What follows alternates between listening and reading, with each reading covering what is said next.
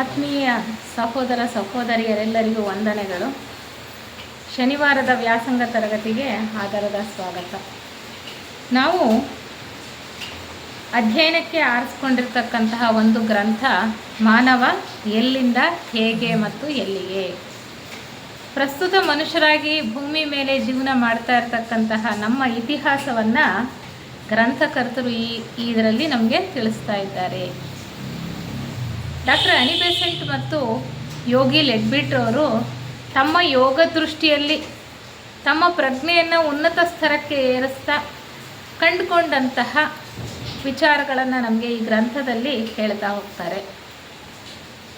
ತಮ್ಮನ್ನೇ ಹಿಂದೆ ಎಲ್ಲಿಂದ ಪ್ರಾರಂಭ ಆದದ್ದು ತಮ್ಮ ಒಂದು ಪ್ರಯಾಣ, ತಮ್ಮ ಜೀವನ ಅಂತ ಹಿಂದೆ ಕೆದಕ್ತಾ ಹೋಗ್ತಾ ಅವರು ಈ ಭೂ ವಿಕಾಸ ಯೋಜನೆ ಇದೆಯಲ್ಲ, ಇಲ್ಲಿ ಹೇಗೆ ನಮ್ಮ ಒಂದು ಪ್ರಯಾಣ ಪ್ರಾರಂಭ ಆಯಿತು ಅಂತ ನಮಗಿಲ್ಲಿ ಹೇಳ್ತಾ ಬರ್ತಾ ಇದ್ದಾರೆ. ಸೌರ ಬ್ರಹ್ಮಾಂಡೇಶ್ವರನ 10 ಜೀವ ವಿಕಾಸ ಯೋಜನೆಗಳಲ್ಲಿ ಭೂ ವಿಕಾಸ ಯೋಜನೆ ಒಂದು ಅಂತ ನಾವು ಅರ್ಥೈಸ್ಕೊಳ್ತಾ ಬಂದಿದ್ದೇವೆ ಸಾಕಷ್ಟು ಅಲ್ವಾ. ಈ ಒಂದು ವಿಕಾಸ ಯೋಜನೆಯಲ್ಲಿ 7 ಗ್ರಹ ಮಾಲೆಗಳಿದೆ. ಒಂದೊಂದು ಗ್ರಹ ಮಾಲೆಯಲ್ಲಿ 7 ಗ್ರಹಗಳಿದೆ. ಪ್ರಸ್ತುತ ನಾವು 4ನೆಯ ಗ್ರಹ ಮಾಲೆಯಲ್ಲಿದ್ದೇವೆ. ಇಲ್ಲಿ ಭೂಮಿ ಅನ್ನುವಂತಹ ಗ್ರಹದ ಮೇಲೆ ವಾಸ ಮಾಡ್ತೇವೆ. ಈ 4ನೆಯ ಗ್ರಹಮಾಲೆಯಲ್ಲಿ ಭೂಮಿ ಅತ್ಯಂತ ಕೆಳಗಡೆ ಅಂದರೆ ಸ್ಥೂಲ ಲೋಕದಲ್ಲಿ ಇರುವಂತಹ ಒಂದು ಗ್ರಹ. ಪ್ರತಿಯೊಂದು ಗ್ರಹಮಾಲೆಯಲ್ಲೂ ಕೂಡ ಜೀವ ಚೈತನ್ಯ ಅನ್ನುವಂಥದ್ದು 7 ಬಾರಿ ಸುತ್ತತಕ್ಕಂಥದ್ದು. ಈಗ 4ನೆಯ ಬಾರಿಗೆ ಜೀವ ಚೈತನ್ಯ ಭೂಮಿಯ ಮೇಲೆ ಬಂದಿದೆ. ಒಂದೊಂದು ಸಾರಿ ಜೀವ ಚೈತನ್ಯ ಈ ಭೂಮಿಗೆ ಬಂದಾಗಲೂ ಇಲ್ಲಿ 7 ಮಹಾವಂಶಗಳು ಕಾಣಿಸ್ತಕ್ಕಂಥದ್ದು. ಒಂದೊಂದು ಮಹಾವಂಶದಲ್ಲೂ ಕೂಡ 7 ಉಪವಂಶಗಳಿದೆ ಅಂತ ನಾವು ತಿಳ್ಕೊಂಡ್ವಿ.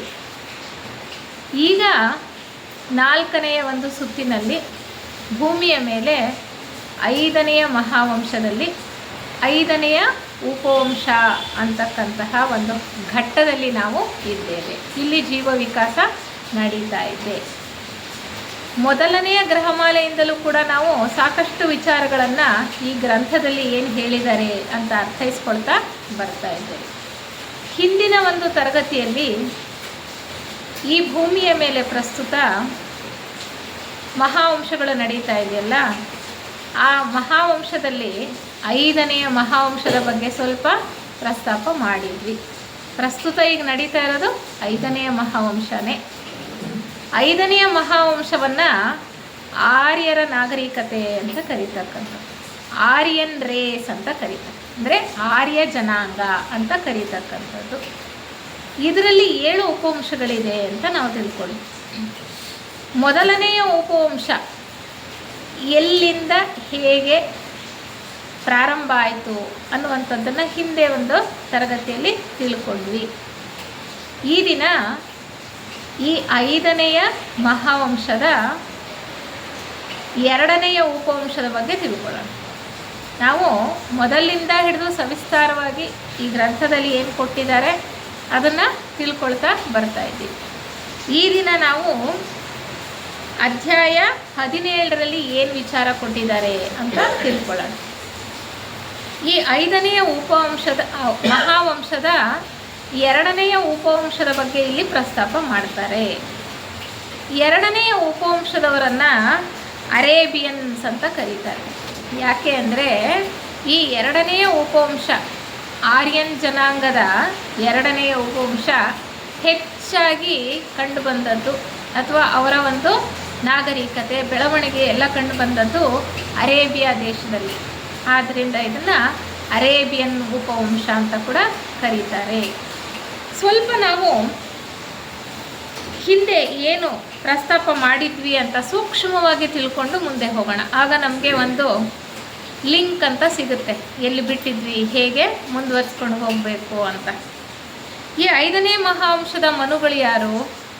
ವೈವಸ್ವತ ಮನುಗಳು ಅಂತ ನಾವು ತಿಳ್ಕೊಂಡ್ವಿ ಅಲ್ವಾ. ಈ ಅಂತರಂಗ ಸರ್ಕಾರದ ಪ್ರಭುಗಳು, ಭೂಮಿಯ ಮೇಲೆ ನಡೀತಾ ಇರ್ತಕ್ಕಂಥ ಎಲ್ಲ ಆಗುಹೋಗುಗಳನ್ನು ನೋಡ್ಕೊಳ್ತಾ ಇರ್ತಕ್ಕಂಥವರು ಸನತ್ ಕುಮಾರ ಪ್ರಭುಗಳು. ಅವರ ಒಂದು ಮಾರ್ಗದರ್ಶನದಲ್ಲಿ ಪ್ರತಿಯೊಂದು ಕೂಡ ಇಲ್ಲಿ ಜೀವ ವಿಕಾಸ ಅನ್ನೋದು ಭೂಮಿಯ ಮೇಲೆ ಪ್ರಸ್ತುತ ನಡೀತಾ ಇದೆ. ವೈವಸ್ವತ ಮನುಗಳು 5ನೆಯ ಮಹಾವಂಶದ ಮನುಗಳು.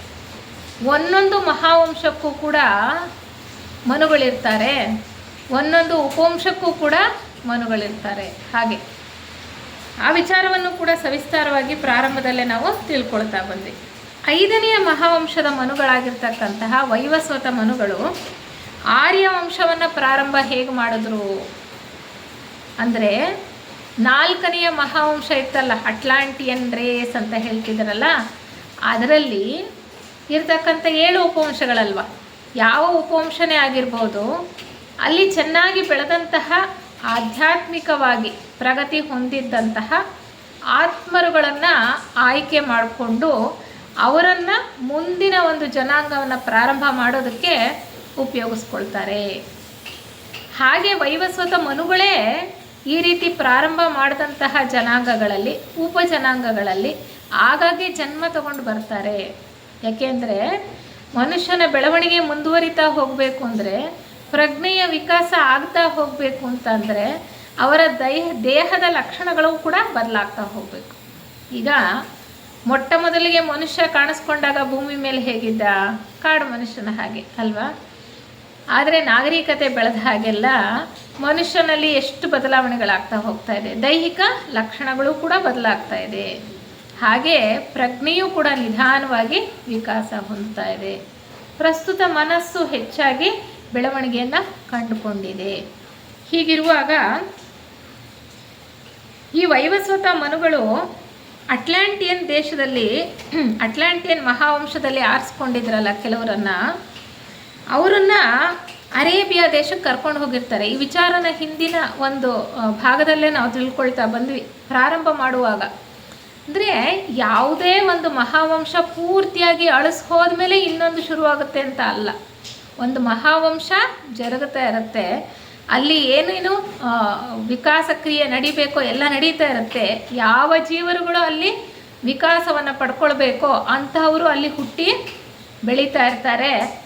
ಹಾಗೆ ಅದೇ ಸಮಯದಲ್ಲಿ ಕೆಲವರನ್ನು ಆರಿಸ್ಕೊಂಡಿರ್ತಕ್ಕಂಥವ್ರನ್ನು ಬೇರೆ ಒಂದು ಪ್ರತ್ಯೇಕವಾದಂತಹ ಪ್ರದೇಶಕ್ಕೆ ಕರೆದುಕೊಂಡು ಹೋಗಿ ಅಲ್ಲಿ ಒಂದು ಹೊಸದಾದಂತಹ ಒಂದು ಮಹಾವಂಶ ಅಥವಾ ಅದರ ಉಪವಂಶಗಳನ್ನು ಕೂಡ ಪ್ರಾರಂಭ ಮಾಡ್ತಕ್ಕಂಥ ಪ್ರಕ್ರಿಯೆ ಹೇಗಿರುತ್ತೆ ಅಂತ ನಾವು ತಿಳ್ಕೊಳ್ತಾ ಬಂದ್ವಿ.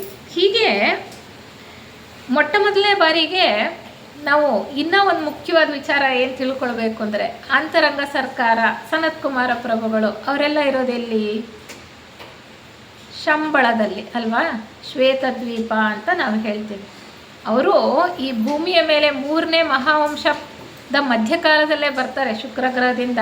ಅವ್ರು ಬಂದು ಅಲ್ಲಿ ನೆಲೆಸಿದ್ದಾರೆ, ಇಂದಿಗೂ ಇದ್ದಾರೆ, ಇಂದಿಗೂ ಕೂಡ ಅವರು ಅಲ್ಲೇ ಇದ್ದಾರೆ, ನೆಲೆಸಿದ್ದಾರೆ.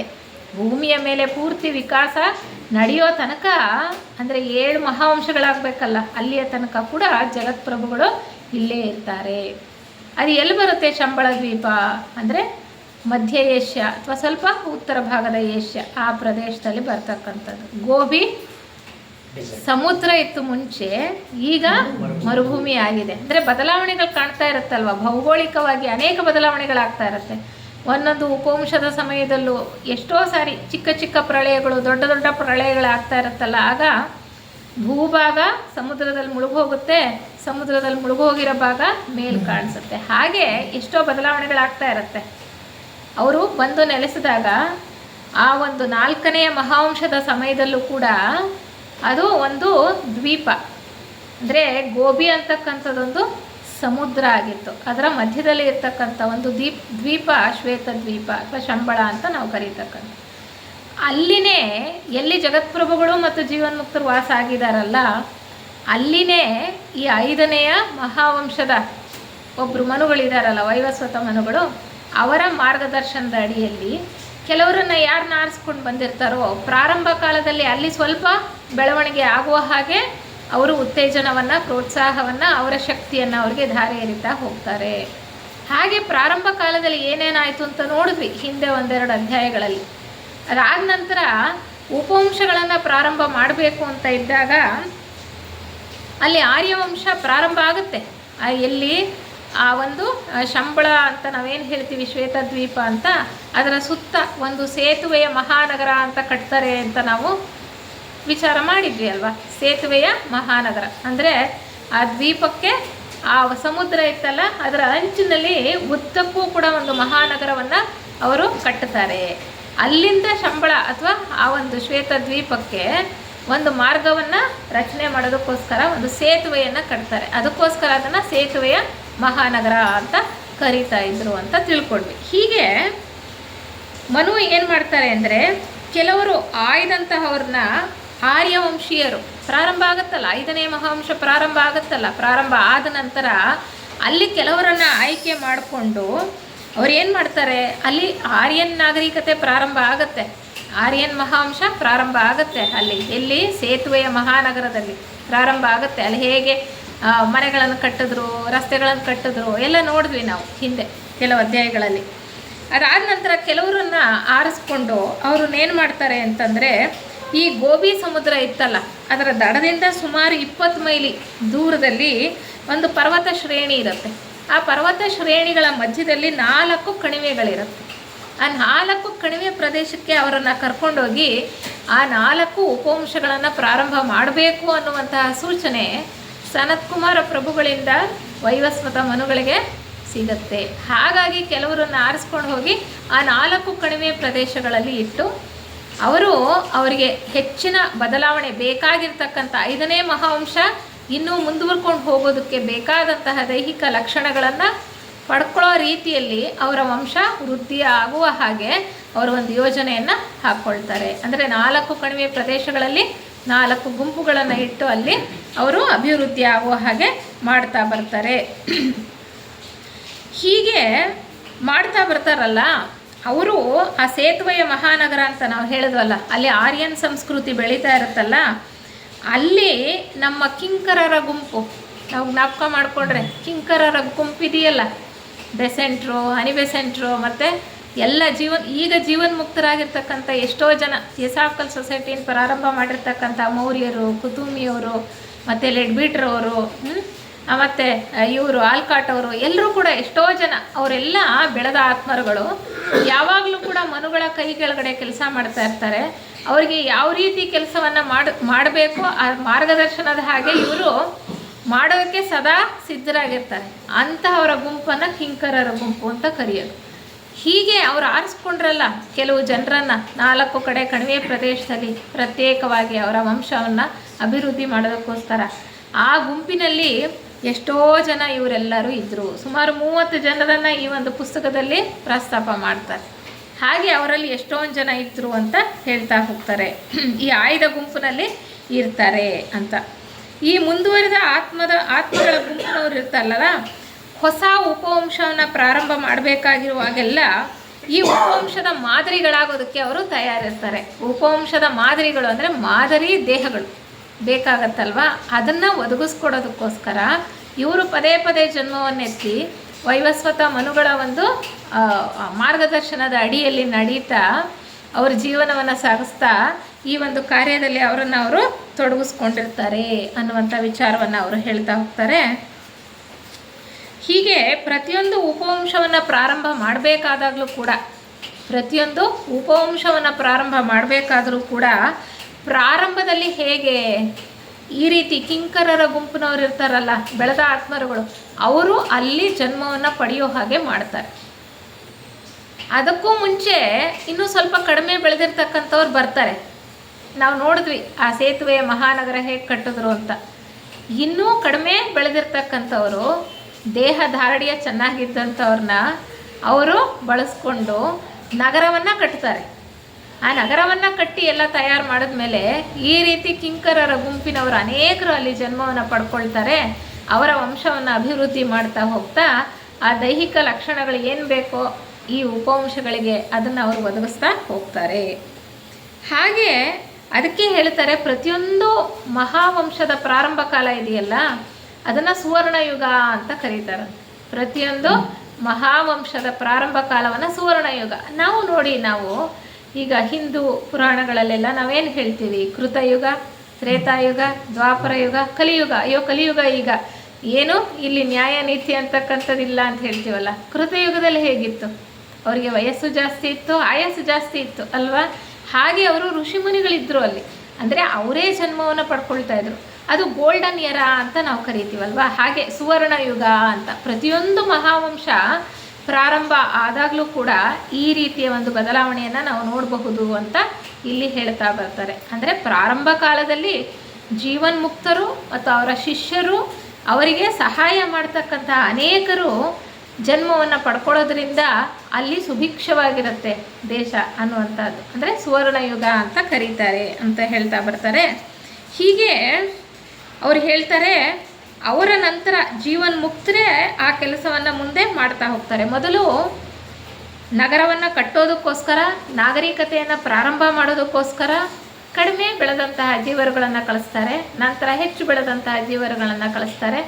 ನಂತರ ಜೀವನ್ಮುಕ್ತರೇ ಅಲ್ಲಿ ಜನ್ಮವನ್ನು ಪಡ್ಕೊಂಡು ಇನ್ನೂ ಸ್ವಲ್ಪ ಅಭಿವೃದ್ಧಿ ಆಗುವ ಹಾಗೆ ಮಾಡ್ತಾ ಬರ್ತಾರೆ ಅಂತ ಹೇಳ್ತಾ, ಕೊನೆಗೇನಾಗ್ತಾರೆ, ಆ ಒಂದು ಹಂತ ಆದ ನಂತರ ಮತ್ತೆ ಕಡಿಮೆ ಬೆಳೆದಂತಹ ಜೀವರುಗಳನ್ನು ಅಲ್ಲಿ ಹುಟ್ಟೋ ಹಾಗೆ ಮಾಡ್ತಾರೆ. ಯೋಜನೆ ಹೇಗೆ ಅಂದರೆ, ಪ್ರಾರಂಭದಲ್ಲಿ ಬೆಳೆದಂತಹ ಆತ್ಮಗಳು, ನಂತರ ಜೀವನ್ಮುಕ್ತರು, ನಂತರ ಕಡಿಮೆ ಬೆಳೆದಂಥವರು, ಅವರು ಕೂಡ ಎಲ್ಲರೂ ಅಭಿವೃದ್ಧಿ ಹೊಂದಬೇಕಲ್ವ. ಪರಮಾತ್ಮನ ಬೃಹತ್ ಯೋಜನೆಯಲ್ಲಿ ಪ್ರತಿಯೊಂದು ಜೀವಿಯೂ ಕೂಡ ವಿಕಾಸವನ್ನು ಹೊಂದಿ ತಾನು ಎಲ್ಲಿ ಸೇರಬೇಕೋ ಅಲ್ಲೇ ಸೇರಬೇಕು, ಪರಮಾತ್ಮನೇ ಸೇರ್ತಕ್ಕಂಥದ್ದು. ಅವರ ಬೆಳವಣಿಗೆಗೆ ಅನುಗುಣವಾಗಿ ನಂತರ ಜೀವನ್ಮುಕ್ತರು ಅಲ್ಲಿ ಜನ್ಮವನ್ನು ಪಡ್ಕೊಂಡು ಸಾಕಷ್ಟು ಕಾಲ ಅಲ್ಲಿ ಬದಲಾವಣೆಗಳನ್ನು ತರ್ತಾ ನಾಗರಿಕತೆಯನ್ನು ಮುಂದುವರಿಸ್ಕೊಂಡು ಹೋದ ನಂತರ ಕಡಿಮೆ ಬೆಳೆದಂತಹ ಜೀವರುಗಳಲ್ಲಿ ಹುಟ್ಟುತ್ತಾ ಬರ್ತಾರೆ ಅಂತ ಹೇಳ್ತಾ, ಹಿರಿಯರ ಆತ್ಮರುಗಳಿಂದ ಇವರಿಗೆ ಮಾರ್ಗದರ್ಶನ ಸಿಗ್ತಾ ಹೋಗುತ್ತೆ. ಕಿರಿಯರಿಗೆ ಒಂದು ಹಂತದಲ್ಲಿ ಅವರು ಜನ್ಮವನ್ನು ತಗೊಳ್ಳೋದು ನಿಲ್ಲಿಸ್ತಾರೆ. ಆಗ ಇವರು ಕಿರಿಯರು ಇರ್ತಾರಲ್ಲ, ಕಡಿಮೆ ಬೆಳೆದಂಥವ್ರು ಅಲ್ಲಿ ಜನ್ಮವನ್ನು ಪಡ್ಕೊಂಡಿರ್ತಾರಲ್ಲ, ಹಿರಿಯರಿಂದ ಸಾಕಷ್ಟು ಕಾಲ ಮಾರ್ಗದರ್ಶನವನ್ನು ಪಡ್ಕೊಳ್ತಾರಲ್ಲ, ನಂತರ ಅವರು ತಾವೇ ಅನುಭವಗಳಿಂದ ಪಾಠ ಕಲಿತು ಮುಂದೆ ಹೋಗಬೇಕಾಗತ್ತೆ. ನೋಡಿ, ಹಾಗೆ ಪರಿಸ್ಥಿತಿಗಳು ನಾವು ನೋಡ್ತಾ ಹೋದರೆ ಕೃತಯುಗಕ್ಕೂ, ತ್ರೇತಾಯುಗಕ್ಕೂ, ದ್ವಾಪರ ಯುಗಕ್ಕೂ, ಕಲಿಯುಗಕ್ಕೂ ಎಷ್ಟು ಬದಲಾವಣೆ ಇದೆ ಅಲ್ವಾ? ಹಾಗೆ ಅದೇ ರೀತಿ ಅಂತ ನಾವು ಒಂದು ಹೋಲಿಕೆ ಅಷ್ಟೇ, ಆ ರೀತಿ ನಾವು ತಿಳ್ಕೊಳ್ಬೋದು. ಗ್ರಂಥಕರ್ತರು ಹಾಗೇನು ಹೇಳಿಲ್ಲ, ಆದರೆ ಅವ್ರು ಹೇಳ್ತಾ ಇರ್ತಕ್ಕಂಥದ್ದು ಮೊದಲು ಬೆಳೆದ ಆತ್ಮರುಗಳು ಜನ್ಮ ತಗೊಳ್ತಾರೆ, ನಂತರ ಕಡಿಮೆ ಬೆಳೆದಂತಹ ಆತ್ಮರುಗಳು ಜನ್ಮವನ್ನು ಪಡ್ಕೊಳ್ತಾ ಅಲ್ಲಿ ವಿಕಾಸ ಕ್ರಿಯೆಯಲ್ಲಿ ಮುಂದುವರೆದುಕೊಳ್ತಾ ಹೋಗ್ತಾ ಇರ್ತಾರೆ ಅನ್ನುವಂಥದ್ದನ್ನು ಹೇಳ್ತಾ ಹೋಗ್ತಾರೆ. ಇಲ್ಲಿ ಇಂತಹ ಒಂದು ಕೆಲಸ ಪ್ರಾರಂಭ ಆಯ್ತಲ್ಲ, ಈ ರೀತಿ ಉಪವಂಶಗಳನ್ನು ಪ್ರಾರಂಭ ಮಾಡಬೇಕು ಅಂತ ಅವಾಗ ಹೇಳ್ತಾರೆ, ಇಂತಹ ಒಂದು ಕೆಲಸದ ಮೊದಲನೆಯ ತಲೆಮಾರು, ಈಗ ತಲೆಮಾರುಗಳು ಬರ್ತಾವಲ್ಲ, ತಲೆಮಾರುಗಳು ಒಂದೊಂದು ಕುಟುಂಬದಲ್ಲೂ ಕೂಡ ಮೊದಲನೇ ಒಂದು ತಲೆಮಾರಲ್ಲಿ, ಅಂದರೆ ಅವರು ಏನೇನು ನೋಡ್ತಾರೋ, ಎಲ್ಲೆಲ್ಲಿ ನೋಡ್ತಾರೋ ನೋಡಿದ್ದನ್ನು ಹಾಗೆ ಹೇಳ್ತಾ ಹೋಗ್ತಾರೆ. ಇಲ್ಲಿ ಕಂಟಿನ್ಯೂಯೇಷನ್ ಅಂತ ಇಲ್ಲ, ಕೆಲವು ಸರಿ ಓವರ್ಲ್ಯಾಪ್ ಆಗುತ್ತೆ. ಹಿಂದೆ ಹೇಳಿದ್ದು ಮತ್ತೆ ನೋಡಿರ್ಬೋದು, ಮತ್ತೆ ಹೇಳ್ತಾರೆ, ಮತ್ತೆ ಹಿಂದಿಂದ ಹೇಳ್ತಾರೆ, ಮತ್ತೆ ಮುಂದಿಂದ ಹೇಳ್ತಾರೆ. ಹಾಗೆ ಇಲ್ಲಿ ಈ ರೀತಿಯ ಒಂದು ಉಪವಂಶಗಳಲ್ಲಿ ಹೇಗೆ ಬೆಳೆದ ಜೀವರುಗಳು ಬರ್ತಾರೆ ಅಂತ ನಾವು ನೋಡಿದ್ವಲ್ಲ, ಹೇಳ್ತಾರೆ, ಒಂದು ಮೊದಲನೆಯ ತಲೆಮಾರಿನಲ್ಲಿ ಕೊರೋನಾ, ಥಿಯೋಡೋರೋಸ್, ಸಿರಿಯಸ್, ಹೆರಾಕ್ಲಿಸ್ ಮೊದಲಾದವರು ಕಂಡು ಬರ್ತಾರೆ ಅಂತ ಹೇಳ್ತಾರೆ. ಸಿರಿಯಸ್ ಅಂದರೆ ಲೆಡ್ ಬಿಟ್ರವರು. ಇಲ್ಲಿ ಪ್ರತಿಯೊಂದು ಆತ್ಮಗಳಿಗೂ ಕೂಡ ಒಂದೊಂದು ಹೆಸರು ಕೊಟ್ಟಿದ್ದಾರೆ. ಈ ಗ್ರಂಥದಲ್ಲಿ ಗ್ರಂಥಕರ್ತರು ಅವರೇ ಒಂದೊಂದು ಹೆಸರು ಕೊಟ್ಟಿರ್ತಾರೆ. ಯಾಕೆಂದರೆ ಅವರನ್ನು ಮುಂದುವರಿಸ್ಕೊಂಡು ನಾವು ಅರ್ಥ ಮಾಡ್ಕೊಳ್ತಾ ಹೋಗ್ಬೋದು. ಪದೇ ಅವರು ಜನ್ಮವನ್ನು ಪಡ್ಕೊಳ್ತಾ ಇರ್ತಾರೆ. ಅವ್ರ ಜನ್ಮವನ್ನು ಪಡ್ಕೊಂಡಾಗ ಕೊಟ್ಟಂತಹ ಹೆಸರುಗಳು ಯಾರಿಗೂ ತಿಳಿಯೋಕ್ಕಾಗಲ್ಲ. ಇವರೇ ಒಂದು ಹೆಸರನ್ನು ಕೊಟ್ಟು ಯಾವ ಥರ ಅಲ್ಲಿ ನಡೆಯುತ್ತೆ ವಿಕಾಸ ಅಂತ ಹೇಳ್ತಾ ಹೋಗ್ತಾರೆ. ಹೆರಾಕ್ಲಿಸ್ ಅಂದರೆ ಅನಿಬೆಸೆಂಟ್ರಿಗೆ ಆ ಹೆಸರನ್ನು ಕೊಟ್ಟಿರೋದು ಹೆರಾಕ್ಲಿಸ್. ಸಿರಿಯಸ್ ಅಂದರೆ ಲೆಡ್ ಬಿಟ್ರ್ ಅವರಿಗೆ. ಕೊರೋನಾ ಅಂತಂದರೆ ಜೂಲಿಯಸ್ ಸೀಸರ್ಗೆ ಕೊಟ್ಟಿರ್ತಕ್ಕಂಥ ಹೆಸರು. ಜೂಲಿಯಸ್ ಸೀಸರ್ ಗೊತ್ತಲ್ವ, ನಾವು ಇತಿಹಾಸದಲ್ಲಿ ನೋಡ್ತೀವಿ ಅವರು ಹೇಗೆ ಆಡಳಿತವನ್ನು ನಡೆಸ್ತಾರೆ ಅಂತ. 4ನೆಯ ಮಹಾವಂಶದಲ್ಲೂ ಕೂಡ, ಅಟ್ಲಾಂಟಿನ್ ವಂಶದಲ್ಲೂ ಕೂಡ ಇವರು ಕರೋನಾ ಅಂತಕ್ಕಂಥವ್ರು ದೊಡ್ಡ ಚಕ್ರಾಧಿಪತ್ಯವನ್ನು ಕಟ್ಟಿ ಬಹಳ ವರ್ಷಗಳ ಕಾಲ ರಾಜ್ಯವನ್ನು ಆಳಿರ್ತಾರೆ. ನಾವು ಜ್ಞಾಪಕ ಮಾಡಿಕೊಂಡಿದ್ದೆ. ಆದರೆ ಅದೇ ರೀತಿ ಅಲ್ಲಿ ಆ ಕುಟುಂಬದಲ್ಲಿ ಹೇಳ್ತಾರೆ, ಮೊದಲನೆಯ ಒಂದು ತಲೆಮಾರಿನಲ್ಲಿ ನಮ್ಮ ಕಿಂಕರರ ಗುಂಪಿನವರೆಲ್ಲರೂ ಜನ್ಮ ಪಡ್ಕೊಳ್ತಾರೆ ಅಂತ ನಾವು ತಿಳ್ಕೊಂಡ್ವಲ್ಲ, ಹಾಗೆ ಆಲ್ಕ್ಯೋನಿ, ಮಿಜಾರ್, ಯುರೇನಸ್, ಸೆಲಿಸ್ ಮತ್ತು ನೆಪ್ಚೂನ್ ಆತ್ಮಗಳನ್ನು ಗುರುತಿಸ್ತಾರಂತೆ. ಯಾರು ಇವರು? ಆಲ್ಕ್ಯೋನಿ ಅಂದರೆ ಜೆ ಕೃಷ್ಣಮೂರ್ತಿ ಅವ್ರು ಗೊತ್ತು. ಮಿಜಾರ್ ಅಂತಂದರೆ ನಿತ್ಯಾನಂದ ಅವ್ರ ತಮ್ಮ ಆಗಿದ್ದಂಥವ್ರು, ಇತ್ತೀಚಿನ ದಿನಗಳಲ್ಲಿ ನಾವು ತಿಳ್ಕೊಂಡ ಹಾಗೆ. ಮತ್ತು ಯುರೇನಸ್ ಮತ್ತು ಸೆಲಿಸ್, ನೆಪ್ಚೂನ್ ಇವರೆಲ್ಲರೂ ಕೂಡ ಜೀವನ್ಮುಕ್ತರಾಗೋಗಿದ್ದಾರೆ. ಈಗ ಯುರೇನಸ್ ಆಗ್ಬೋದು, ನೆಪ್ಚೂನ್ ಆಗ್ಬೋದು. ನೋಡಿ, ಈಗ ಈ ಒಂದು 5ನೇ ಮಹಾವಂಶದ ಪ್ರಾರಂಭ ಕಾಲದಲ್ಲಿ, ಉಪವಂಶಗಳ ಕಾಲದಲ್ಲಿ, ಒಂದು 2ನೇ ಉಪವಂಶದ ಕಾಲದಲ್ಲೂ ಕೂಡ ಅವರು ನಮ್ಮ ಹಾಗೇ ಜನ್ಮ ಪಡ್ಕೊಂಡಿದ್ರು. ಈಗಾಗಲೇ ನಾವು ಗೊತ್ತಿದೆ ಅವರೆಲ್ಲ ಜೀವನ್ಮುಕ್ತರಾಗಿ ಹೋಗಿದ್ದಾರೆ. ಅಂದರೆ ಈಗ ನಾವಿನ್ನು 5ನೇ ಉಪವಂಶದಲ್ಲಿದ್ದೇವೆ, ಆದರೆ ಅವರೆಲ್ಲರೂ ಜೀವನ್ಮುಕ್ತರಾಗಿ ಹೋಗಿದ್ದಾರೆ ಎಷ್ಟೊಂದು ಜನ. ಅಂದರೆ ನಾವು ಕೂಡ ದಾರಿಯಲ್ಲಿ ಹೋಗಿ ನಾವು ಸಾಧನೆ ಮಾಡಿದ್ದೇ ಆದರೆ ನಾವು ಕೂಡ ಜೀವನ್ಮುಕ್ತರಾಗ್ತಕ್ಕಂತಹ ಅವಕಾಶ ಖಂಡಿತವಾಗ್ಲೂ ಇದೆ. ಇದೇ ಒಂದು ಮಹಾವಂಶದಲ್ಲೇ ನಾವು ಆ ಕಾರ್ಯವನ್ನು ಸಾಧಿಸಲಿ ಅಂತಕ್ಕಂಥದ್ದೇ ಮಹಾತ್ಮರುಗಳ ಒಂದು ಆಶಯ. ಹಾಗೆ ಆಮೇಲೆ ಹೇಳ್ತಾ ಹೋಗ್ತಾರೆ, ನಂತರ ನಾವು ಹೇಳಿದ್ವಲ್ಲ, ಕಿಂಕರರ ಗುಂಪಿನವ್ರು ಮೊದಲು ಜನ್ಮವನ್ನು ಪಡ್ಕೊಂಡ್ರೆ ಜೀವನ್ಮುಕ್ತರು ಅವ್ರ ನಂತರ ಪಡ್ಕೊಳ್ತಾರೆ. ಅದಕ್ಕೆ ಹೇಳ್ತಾರೆ 2ನೇ ತಲೆಮಾರು. ಅವರು ಎಲ್ಲ ನೋಡಿದ್ದನ್ನು ಹೇಳ್ತಾರೆ. 2ನೇ ತಲೆಮಾರಲ್ಲಿ ಯಾರು ಕಾಣ್ತಾರೆ? ಯುರೇನಸ್ಸು, ನೆಪ್ಚೂನ್ ಮತ್ತೆ ಅವ್ರು ಕಾಣಿಸ್ತಾರೆ 2ನೇ ತಲೆಮಾರಲ್ಲಿ. ಮತ್ತು ಈಗ ಜೀವನ್ಮುಕ್ತರಾಗಿರ್ತಕ್ಕಂತಹ ಮಾರ್ಸ್ ಅಂದರೆ ಯಾರು? ಮೌರ್ಯರು. ಥಿಯೋಸಾಫಿಕಲ್ ಸೊಸೈಟಿನ ಪ್ರಾರಂಭ ಮಾಡಿದವರು. ಅವ್ರು ಕೂಡ ಅಲ್ಲಿ ಜನ್ಮವನ್ನು ಪಡ್ಕೊಂಡಿದ್ರು. ಎಲ್ಲಿ? ಈ ಆರ್ಯನ್ ಮಹಾವಂಶ ಪ್ರಾರಂಭ ಆಯ್ತಲ್ಲ, ಪ್ರಾರಂಭ ಕಾಲದಲ್ಲಿ ಆ ಒಂದು 3ನೇ ತಲೆಮಾರಿನಲ್ಲಿ ಮಾರ್ಸ್ ಮತ್ತು ವೀನಸ್ ಇಬ್ಬರು ಕೂಡ ಜನ್ಮವನ್ನು ಪಡ್ಕೊಂಡಿದ್ರು ಅಂತ ಹೇಳ್ತಾರೆ. ಮತ್ತು ಈಗ ಗುರುಗಳಾಗಿರ್ತಕ್ಕಂಥ ಮರ್ಕ್ಯುರಿ ಅಂದರೆ ಕುತೂಮಿಯವರು ಸೆಲೆಸ್ನ ಮಗುವಾಗಿ ಹುಟ್ಟಿರ್ತಾರಂತೆ. ವಲ್ಕನ್ ಅವರೆಲ್ಲ ಜೀವನ್ಮುಕ್ತರಾಗೋಗಿದ್ದಾರೆ. ಆಲ್ಕ್ಯೋನಿಯ ಮಗುವಾಗಿ 3ನೇ ತಲೆಮಾರಿನಲ್ಲಿ ಕಾಣಿಸ್ತಾರೆ. ಆಲ್ಕ್ಯೋನಿ ಅಂದರೆ ಜೆ ಕೃಷ್ಣಮೂರ್ತಿಯವರ ಮಗನಾಗಿ ಹುಟ್ಟಿರ್ತಾರಂತೆ. ನೋಡಿ, ನಾವು ಅಂದ್ಕೊಳ್ತೀವಿ ಅಪ್ಪ ಅಂದರೆ ಭಾಳ ಬೆಳೆದಿರ್ತಕ್ಕಂಥವನು, ಮಗ ಅಂದರೆ ಬೆಳೆದಿಲ್ಲ ಅಂತ ಅನ್ಕೋತೀವಲ್ಲ. ಅಲ್ಲಿ ನೋಡಿ ಹೇಗಿದೆ, ಅಲ್ಲಿ ಯಾವ ರೀತಿಯ ಒಂದು ಇದನ್ನು ನೋಡ್ತೀವಿ. ಆಲ್ಕ್ಯೋನಿಯ ಮಗು, ಆಲ್ಕ್ಯೋನಿ ತಂದೆ ಆಗಿರ್ತಾರೆ. ಅಲ್ಲಿ ವಲ್ಕನ್ ಹುಟ್ಟಿರ್ತಾರೆ, ಆದರೆ ವಲ್ಕನ್ ಈಗಾಗಲೇ ಜೀವನ್ಮುಕ್ತರಾಗೋಗಿದ್ದಾರೆ. ಹಾಗೆ ಅಂದರೆ ಆತ್ಮರುಗಳು ತಂದೆ ಮಗನಾಗ್ಬೋದು, ಅಥವಾ ಗಂಡ ಹೆಂಡತಿ ಆಗ್ಬೋದು, ಸ್ನೇಹಿತರಾಗಿರ್ಬೋದು, ಅಥವಾ ಮಕ್ಕಳಾಗಿರ್ಬೋದು, ಒಂದೇ ತಂದೆಗೆ ಹುಟ್ಟಿದಂಥ ಮಕ್ಕಳಾಗಿರ್ಬೋದು. ಹೀಗೆ ಅನೇಕ ರೀತಿಯ ಒತ್ತಾದ ಸಂಬಂಧದಲ್ಲಿ ಪದೇ ಜನ್ಮವನ್ನು ಪಡೀತಾ ಇರ್ತಾರೆ. ಯಾಕೆಂದರೆ ಆ ಎಲ್ಲ ಆತ್ಮರುಗಳು ಈ ಸಂಬಂಧದಲ್ಲಿ ಮುಂದುವರೆದು ವಿಕಾಸದಲ್ಲಿ ಮುಂದೆ ಹೋಗ್ತಕ್ಕಂಥ ಅವಕಾಶಗಳು ಅವರಿಗೆ ಜಾಸ್ತಿ ಇರುತ್ತೆ. ಹಾಗೆಯೇ ಇವರುಗಳನ್ನು ಮುಖ್ಯವಾಗಿ ಕಿಂಕರರ ಗುಂಪು ಅಂತ ಏನು ಗುರುತಿಸಿದ್ದಾರೆ, ಅವರು ಮಹಾತ್ಮರ ಯೋಜನೆಯ ಹಾಗೆ ಯಾವ ರೀತಿ ಇಲ್ಲಿ ಉಪವಂಶಗಳು ಮುಂದುವರಿತಾ ಹೋಗಬೇಕೋ ಅವರ ಯೋಜನೆಯ ರೀತಿಯಲ್ಲಿ ನಡ್ಸ್ಕೊಂಡು ಹೋಗೋದಕ್ಕೆ ಇವರೆಲ್ಲರ ಸಹಾಯ ಅವರು ಪಡ್ಕೊಳ್ತಾ ಇರ್ತಾರೆ ಅಂತ. ಯಾಕೆಂದರೆ ಅವರು ಕಿಂಕರರ ಗುಂಪು, ಅವರು ಅವರ ಆಜ್ಞೆಗನುಸಾರವಾಗಿ ನಡೀತಾ ಇರ್ತಾರೆ. ಹೀಗೆ 4ನೇ ತಲೆಮಾರಲ್ಲಿ ಮಾರ್ಸ್ ಮತ್ತು ಮನು ಯಾರು? ವೈವಸ್ವತ ಮನು. ಈಗ ಮಹಾವಂಶದ ಒಂದು ಮನುವಾಗಿದ್ದಾರಲ್ಲ ಅವರು ಮಾರ್ಸ್ ಮತ್ತು ಮರ್ಕ್ಯುರಿಯ ಮಗನಾಗಿ 4ನೇ ತಲೆಮಾರಿನಲ್ಲಿ ಜನ್ಮ ಪಡ್ಕೊಂಡಿರ್ತಾರೆ ಅಂತ ಹೇಳ್ತಾರೆ. ನೋಡಿ, ಈಗಾಗಲೇ ಅವರು ಮನುಗಳಾಗ್ತಕ್ಕಂತಹ ಒಂದು ಹಂತಕ್ಕೆ ತಲುಪಿದ್ದಾರೆ. ಹೀಗೆ 4 ಕಣಿವೆಗಳಲ್ಲಿ ಕರ್ಕೊಂಡು ಹೋಗಿ ಇಲ್ಲಿ ವಿಕಾಸವನ್ನು ಮಾಡಬೇಕು ಅಂತ ಆರಿಸಿರ್ತಕ್ಕಂತಹ ಕೆಲವು ಜೀವರುಗಳನ್ನು ಕರ್ಕೊಂಡು ಹೋಗಿರ್ತಾರಲ್ಲ, ಆವಾಗ ಅಂದ್ಕೊಳ್ತಾ ಇರ್ತಾರೆ ಅಲ್ಲಿ ಆ ಒಂದು ಸೇತುವೆಯ ಮಹಾನಗರ ಇರುತ್ತಲ್ಲ, ಉತ್ತುಂಗ ಸ್ಥಿತಿಯಲ್ಲಿರುತ್ತೆ ನಾಗರಿಕತೆ, ಭಾಳ ಚೆನ್ನಾಗಿ ವೈಭವೋಪೇತವಾದಂತಹ ಜೀವನ ಅಲ್ಲಿ ಎಷ್ಟು ಜನ ಇರ್ತಾರಲ್ಲ, ಅವ್ರು ಅಂದ್ಕೊಳ್ತಾರೆ ಇವ್ರು ಯಾಕೆ ಹೋಗಿ ಕಾಡಿಗೆ ಯಾಕೆ ಹೋಗ್ತಾ ಇದ್ದಾರೆ, ಇವರು ಇಷ್ಟು ಚೆನ್ನಾಗಿರ್ತಕ್ಕಂಥ ಜೀವನ ಬಿಟ್ಬಿಟ್ಟು ಕಾಡಿಗೆ ಹೋಗಿ ನೆಲೆಸ್ತಾ ಇದ್ದಾರಲ್ಲ, ಕಾಡಲ್ಲಿ ಹೋಗಿ ಏನು ಮಾಡ್ತಾರೆ ಇವರು, ಜೀವನ ಮಾಡ್ತಾರೆ ಅಂತ ಅನ್ಕೋತಾರಂತೆ. ಆದರೆ ಅವ್ರಿಗೆ ಹೊರಗಿಂದ ಗೊತ್ತಾಗಲ್ಲ, ಒಳಗಡೆ ಪ್ರೇರಣೆ ಬರ್ತಾ ಇರುತ್ತೆ. ಅವ್ರು ಎಲ್ಲಿ ಮಹಾತ್ಮರುಗಳು ಮನುಗಳಿರ್ತಾರೋ ಅವ್ರ ಹಿಂದೆ ಹೋಗಿ ಅಲ್ಲಿ ಎಲ್ಲಿ ಅವರು ಉಪವಂಶವನ್ನು ಪ್ರಾರಂಭ ಮಾಡಬೇಕು ಅಂತಿರ್ತಾರೋ ಅಲ್ಲಿಗೆ ಹೋಗ್ತಾ ಇರ್ತಾರೆ. ಆ ಒಂದು ಉದ್ದೇಶದಿಂದ ಅವರು ಆ ಕಣಿವೆ ಪ್ರದೇಶಕ್ಕೆ ಹೋಗಿ ಕಾಡಲ್ವಾ ಅದು, ಈ ನಗರ ಇಷ್ಟು ಚೆನ್ನಾಗಿರೋ ಇದು ಬಿಟ್ಬಿಟ್ಟು ಅವರು ಪ್ರಪಂಚನ ಅಲ್ಲಿ ಹೋಗಿದಾರಲ್ಲ ಅಂತ ಅಂದ್ಕೊಳ್ತಕ್ಕಂಥದ್ದು. ಹೀಗೆ ಮತ್ತೆ ಏನು ಮಾಡ್ತಾರೆ ಅಂತಂದರೆ, ನಾವೀಗ ಜ್ಞಾಪಕ ಮಾಡ್ಕೊಂಡಿದ್ದೇ ಆದರೆ ಈಗ 75,000 ಇಸ್ವಿಯಲ್ಲಿ, ಕ್ರಿಸ್ತಪೂರ್ವ 75,000 ಇಸ್ವಿಯಲ್ಲಿ ಅಟ್ಲಾಂಟಿಯನ್ ಮಹಾವಂಶ ಇತ್ತಲ್ಲ, ಆವಾಗ ಸಾಕಷ್ಟು ಪ್ರಳಯಗಳಾಗಿ ಎಷ್ಟೋ ದ್ವೀಪಗಳು ಮುಳುಗೋದು.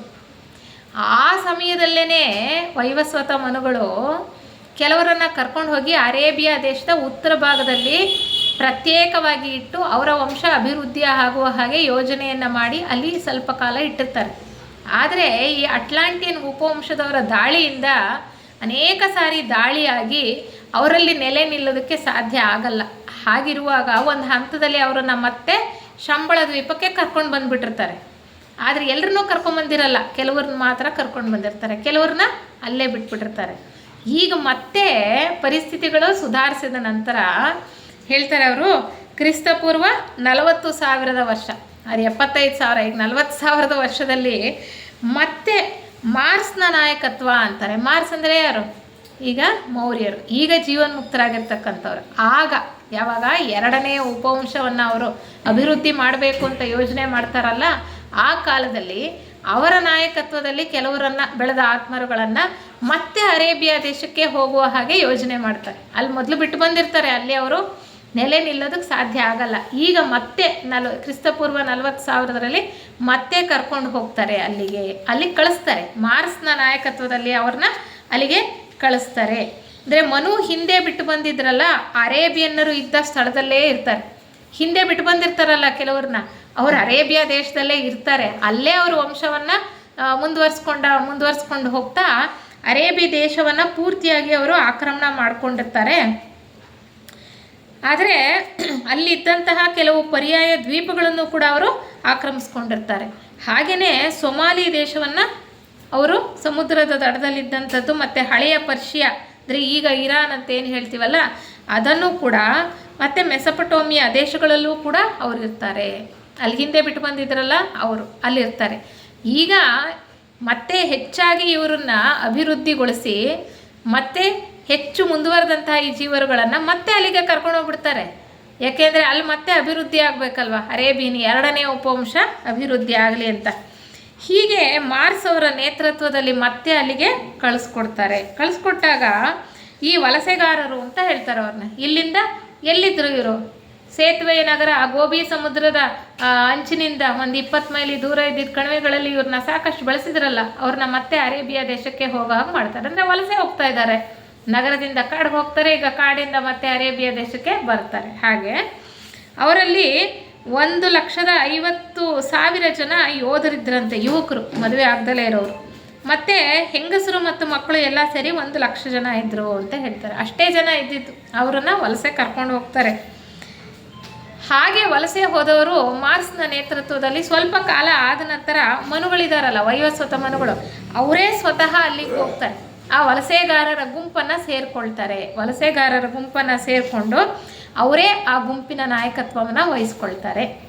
ಹೀಗೆ ವಹಿಸ್ಕೊಂಡ ನಂತರ ಹಿಂದೆ ಬಿಟ್ಟು ಬಂದಿದ್ದಂತಹ ಪ್ರದೇಶ ಇತ್ತಲ್ಲ, ಅರೇಬಿಯಾದ ಉತ್ತರ ಪ್ರದೇಶ, ಅಲ್ಲಿಗೆ ಹೋಗಬೇಕು ಅಂತ ಇವರು ಪ್ರಯತ್ನ ಮಾಡ್ತಾರೆ.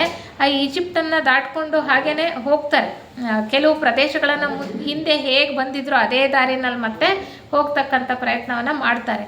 ಆದರೆ ಇವ್ರ ಜೊತೆ, ಮನುಗಳ ಜೊತೆ ಬಂದು ಶಂಬಳ ದ್ವೀಪದಲ್ಲಿ ಮತ್ತೆ ಅಭಿವೃದ್ಧಿ ಹೊಂದುವ ಹಾಗೆ ಮಾಡಿದ್ರಲ್ಲ, ಅವ್ರಿಗೆ ಹೋಲಿಸಿದ್ರೆ ಅಲ್ಲಿ ಬಿಟ್ಟು ಬಂದಿದ್ರಲ್ಲ ಅರೇಬಿಯಾ ದೇಶದಲ್ಲಿ, ಅವರು ಅಷ್ಟೊಂದು ನಾಗರಿಕತೆಯನ್ನು ಬೆಳೆಸ್ಕೊಂಡಿರಲ್ಲ, ಅರೆ ನಾಗರಿಕರು ಅಂತ ಹೇಳ್ತಾರೆ. ಅವ್ರಿಗೂ ಇವ್ರಿಗೂ ಅಲ್ಲಿದ್ದವ್ರನ್ನೇ ಕೆಲವ್ರನ್ನ ಇಲ್ಲಿ ಕರ್ಕೊಂಬಂದು ಅಭಿವೃದ್ಧಿ ಮಾಡಿರ್ತಾರೆ. ಈಗ ಮತ್ತೆ ಹೋದಾಗ ಅವ್ರ ಭಾಷೆ ಅವ್ರಿಗೂ ಇವ್ರಿಗೂ ಅರ್ಥನೇ ಆಗಲ್ವಂತೆ. ಇಬ್ಬರಿಗೂ ಭಾಷೆಯ ಒಂದು ವ್ಯತ್ಯಾಸನೂ ಇರುತ್ತೆ, ಅರ್ಥನೂ ಆಗೋದಿಲ್ಲ. ಮತ್ತು ಅವರು ಇವರನ್ನು ಗುರ್ತಿಸೋದೂ ಇಲ್ಲ. ಎಷ್ಟೋ ವರ್ಷಗಳ ಕಾಲ ಆಗೋಗ್ಬಿಟ್ಟಿದೆ, ಎಷ್ಟು ತಲೆಮಾರುಗಳು ಬಂದುಬಿಟ್ಟಿರುತ್ತೆ, ಯಾರಿಗೆ ಗೊತ್ತಿರುತ್ತೆ? ಏನು ಗೊತ್ತಿರಲ್ಲ. ಅಂದರೆ ಅವರಿನ್ನೂ ಅರೆ ನಾಗರಿಕರಾಗಿ ಇರ್ತಾರೆ. ಇವರು ಹೆಚ್ಚು ಅಭಿವೃದ್ಧಿ ಹೊಂದಿ ಅಲ್ಲಿಗೆ ಹೋಗ್ತಾರೆ, ಮತ್ತೆ ವಲಸೆ ಹೋಗ್ತಾರೆ. ಹಾಗಿರುವಾಗ ಅಲ್ಲಿ ಆಳ್ತಾ ಇದ್ದಂತಹ ರಾಜ ಇವರನ್ನ ಅಷ್ಟು ಸುಲಭವಾಗಿ ಒಳಗಡೆ ಬಿಟ್ಕೊಳ್ಳಲ್ಲ. ಮೊದಲು ಇವ್ರ ಮೇಲೆ ದಾಳಿ ಮಾಡ್ತಾರೆ, ಮನುಗಳೇ ಹೋಗಿರ್ತಾರಲ್ಲ, ದಾಳಿ ಮಾಡ್ತಾರೆ. ಮನುಗಳ ನೇತೃತ್ವದಲ್ಲಿ ಹೋಗಿರೋದ್ರಿಂದ ಅವರನ್ನು ಸೋಲಿಸಿದ ಮೇಲೆ ಆ ಸೈನ್ಯವನ್ನು ರಾಜನನ್ನು ಭೇಟಿಯಾಗಬೇಕು ಅಂತ ಇವರು ಕೇಳ್ತಾರೆ. ಅದಷ್ಟು ಸುಲಭವಾಗಿ ಆಗಲ್ಲ, ಆದರೆ ಪ್ರಯತ್ನ ಪಟ್ಟ ನಂತರ ರಾಜನ ಜೊತೆ ಭೇಟಿ ಆಗುತ್ತೆ. ರಾಜನಿಗೆ ಅಷ್ಟಿಷ್ಟ ಇರಲ್ಲ ಇವ್ರನ್ನ ಅಲ್ಲಿ ಸೇರಿಸ್ಕೊಳ್ಳೋಕ್ಕೆ. ಇವ್ರು ಯಾರೋ ವಲಸೆ ಬಂದಿರೋರು, ಇವ್ರು ಯಾರೋ ಏನೋ, ನಮಗೇನು ಗೊತ್ತು ಎಲ್ಲಿಂದ ಬಂದಿದ್ದಾರೋ, ಏನು ಮಾಡಿದ್ದಾರೆ, ಇವ್ರನ್ನ ಯಾಕೆ ನಾವು ಬಿಟ್ಕೋಬೇಕು ಅಂತ ಅಂದ್ಬಿಟ್ಟು ಅವ್ರನ್ನ ಬಿಟ್ಕೊಳ್ಳಲ್ಲ. ಆದರೆ ಇವರು ತುಂಬ ಬಲಶಾಲಿಗಳಾಗಿರ್ತಾರೆ. ಸೈನ್ಯನ ಸೋಲಿಸಿರ್ತಾರಲ್ಲ ಇವರು, ಮತ್ತೆ ಅವ್ರ ಮೇಲೆ ಯುದ್ಧ ಮಾಡ್ತಕ್ಕಂಥ ಧೈರ್ಯ ರಾಜನಿಗಿರಲ್ಲ. ಕೆಲವು ಸಂಧಿ ಅಂದರೆ ಕೆಲವು ಮಾತುಗಳು ಭೇಟಿಗಳಾದ ನಂತರ ಸಂಧಿ ಮಾಡಿಕೊಂಡು ಕೊನೆಯಲ್ಲಿ ಅವ್ರಿಗೆ ಗಡಿ ಪ್ರದೇಶದಲ್ಲಿದ್ದಂತಹ ಒಂದು ವಿಶಾಲವಾದಂತಹ ಜಾಗದಲ್ಲಿ ಇರೋದಕ್ಕೆ ಸಮ್ಮತಿಯನ್ನು ಕೊಡ್ತಾನೆ ರಾಜ. ಪೂರ್ತಿ ದೇಶದೊಳಗೆ ಬಿಟ್ಕೊಳ್ಳಲ್ಲ, ಅಲ್ಲಿರಿ ಅಂತ ಹೇಳಿ ಒಂದು ಪ್ರದೇಶವನ್ನು ಅವರಿಗೆ ಕೊಡ್ತಾನೆ. ಇವರೇನು ಮಾಡ್ತಾರೆ, ಆ ಒಂದು ಅರೇಬಿಯಾ ದೇಶದ ಉತ್ತರ ಭಾಗದಲ್ಲಿ ಒಂದು ಎಲ್ಲಿ ನಿರ್ಜನವಾಗಿದ್ದಂತಹ ಒಂದು ಕಣಿವೆ ಪ್ರದೇಶವನ್ನು ಕೊಡ್ತಾನಲ್ಲ, ಅಲ್ಲಿ ಇವರು ಚೆನ್ನಾಗಿ ಅಭಿವೃದ್ಧಿ ಮಾಡ್ಕೊಳ್ತಾರೆ. ಏಕೆಂದರೆ ಇವರು ತುಂಬ ಬೆಳೆದಂತಹ ನಾಗರಿಕತೆಯಿಂದ ಬಂದಂತಹ ಜನ, ಇವರಿಗೆ ಭಾಳ ಎಲ್ಲವೂ ಕೂಡ ಜ್ಞಾನ ಇರುತ್ತೆ. ಅವ್ರೇನು ಮಾಡ್ತಾರೆ, ವ್ಯವಸಾಯ ಮಾಡ್ತಾರೆ, ಬಾವಿಗಳನ್ನು ತೋಡ್ತಾರೆ, ನೀರನ್ನು ಹಾಯಿಸ್ತಾರೆ, ಅವ್ರ ಬೆಳೆನ ಅವರೇ ಬೆಳ್ಕೊಳ್ಳೋದಕ್ಕೆ ಶುರು ಮಾಡ್ತಾರೆ, ಭಾಳ ಚೆನ್ನಾಗಿ ಅಭಿವೃದ್ಧಿ ಹೊಂದುತ್ತಾರೆ. ಇದನ್ನು ನೋಡಿಬಿಟ್ಟು ರಾಜನಿಗೆ ಸಹಿಸೋದಿಲ್ಲ. ಇಲ್ಲಿ ಯಾರೋ ವಲಸೆಗಾರರು ಬಂದಿರೋರನ್ನ ಸ್ಥಳ ಕೊಟ್ಟರೆ ಇವ್ರು ಇಷ್ಟು ಚೆನ್ನಾಗಿ ಅಭಿವೃದ್ಧಿ ಆಗ್ತಿದ್ದಾರಲ್ಲ, ಇಷ್ಟು ಚೆನ್ನಾಗಿ ಬೆಳೆನೆಲ್ಲ ಬೆಳ್ಕೊಳ್ತಿದ್ದಾರೆ ಅಂದ್ಬಿಟ್ಟು ಅವನೇನು ಮಾಡ್ತಾನೆ, ನೀವು ಬೆಳೆದಿದ್ದ ಬೆಳೆನ ನಮ್ಮ ಪ್ರಜೆಗಳಿಗೆ ಕೊಡಬೇಕು ಅಂತ ಅವನೊಂದು ನಿಯಮ ಹಾಕ್ತಾನೆ. ನೀವು ಬೆಳೆದಿದ್ದ ಬೆಳೆ ನಮಗೆ ಕೊಡಬೇಕು ಅಂತ ಅವನು ಬಯಸ್ತಾನೆ.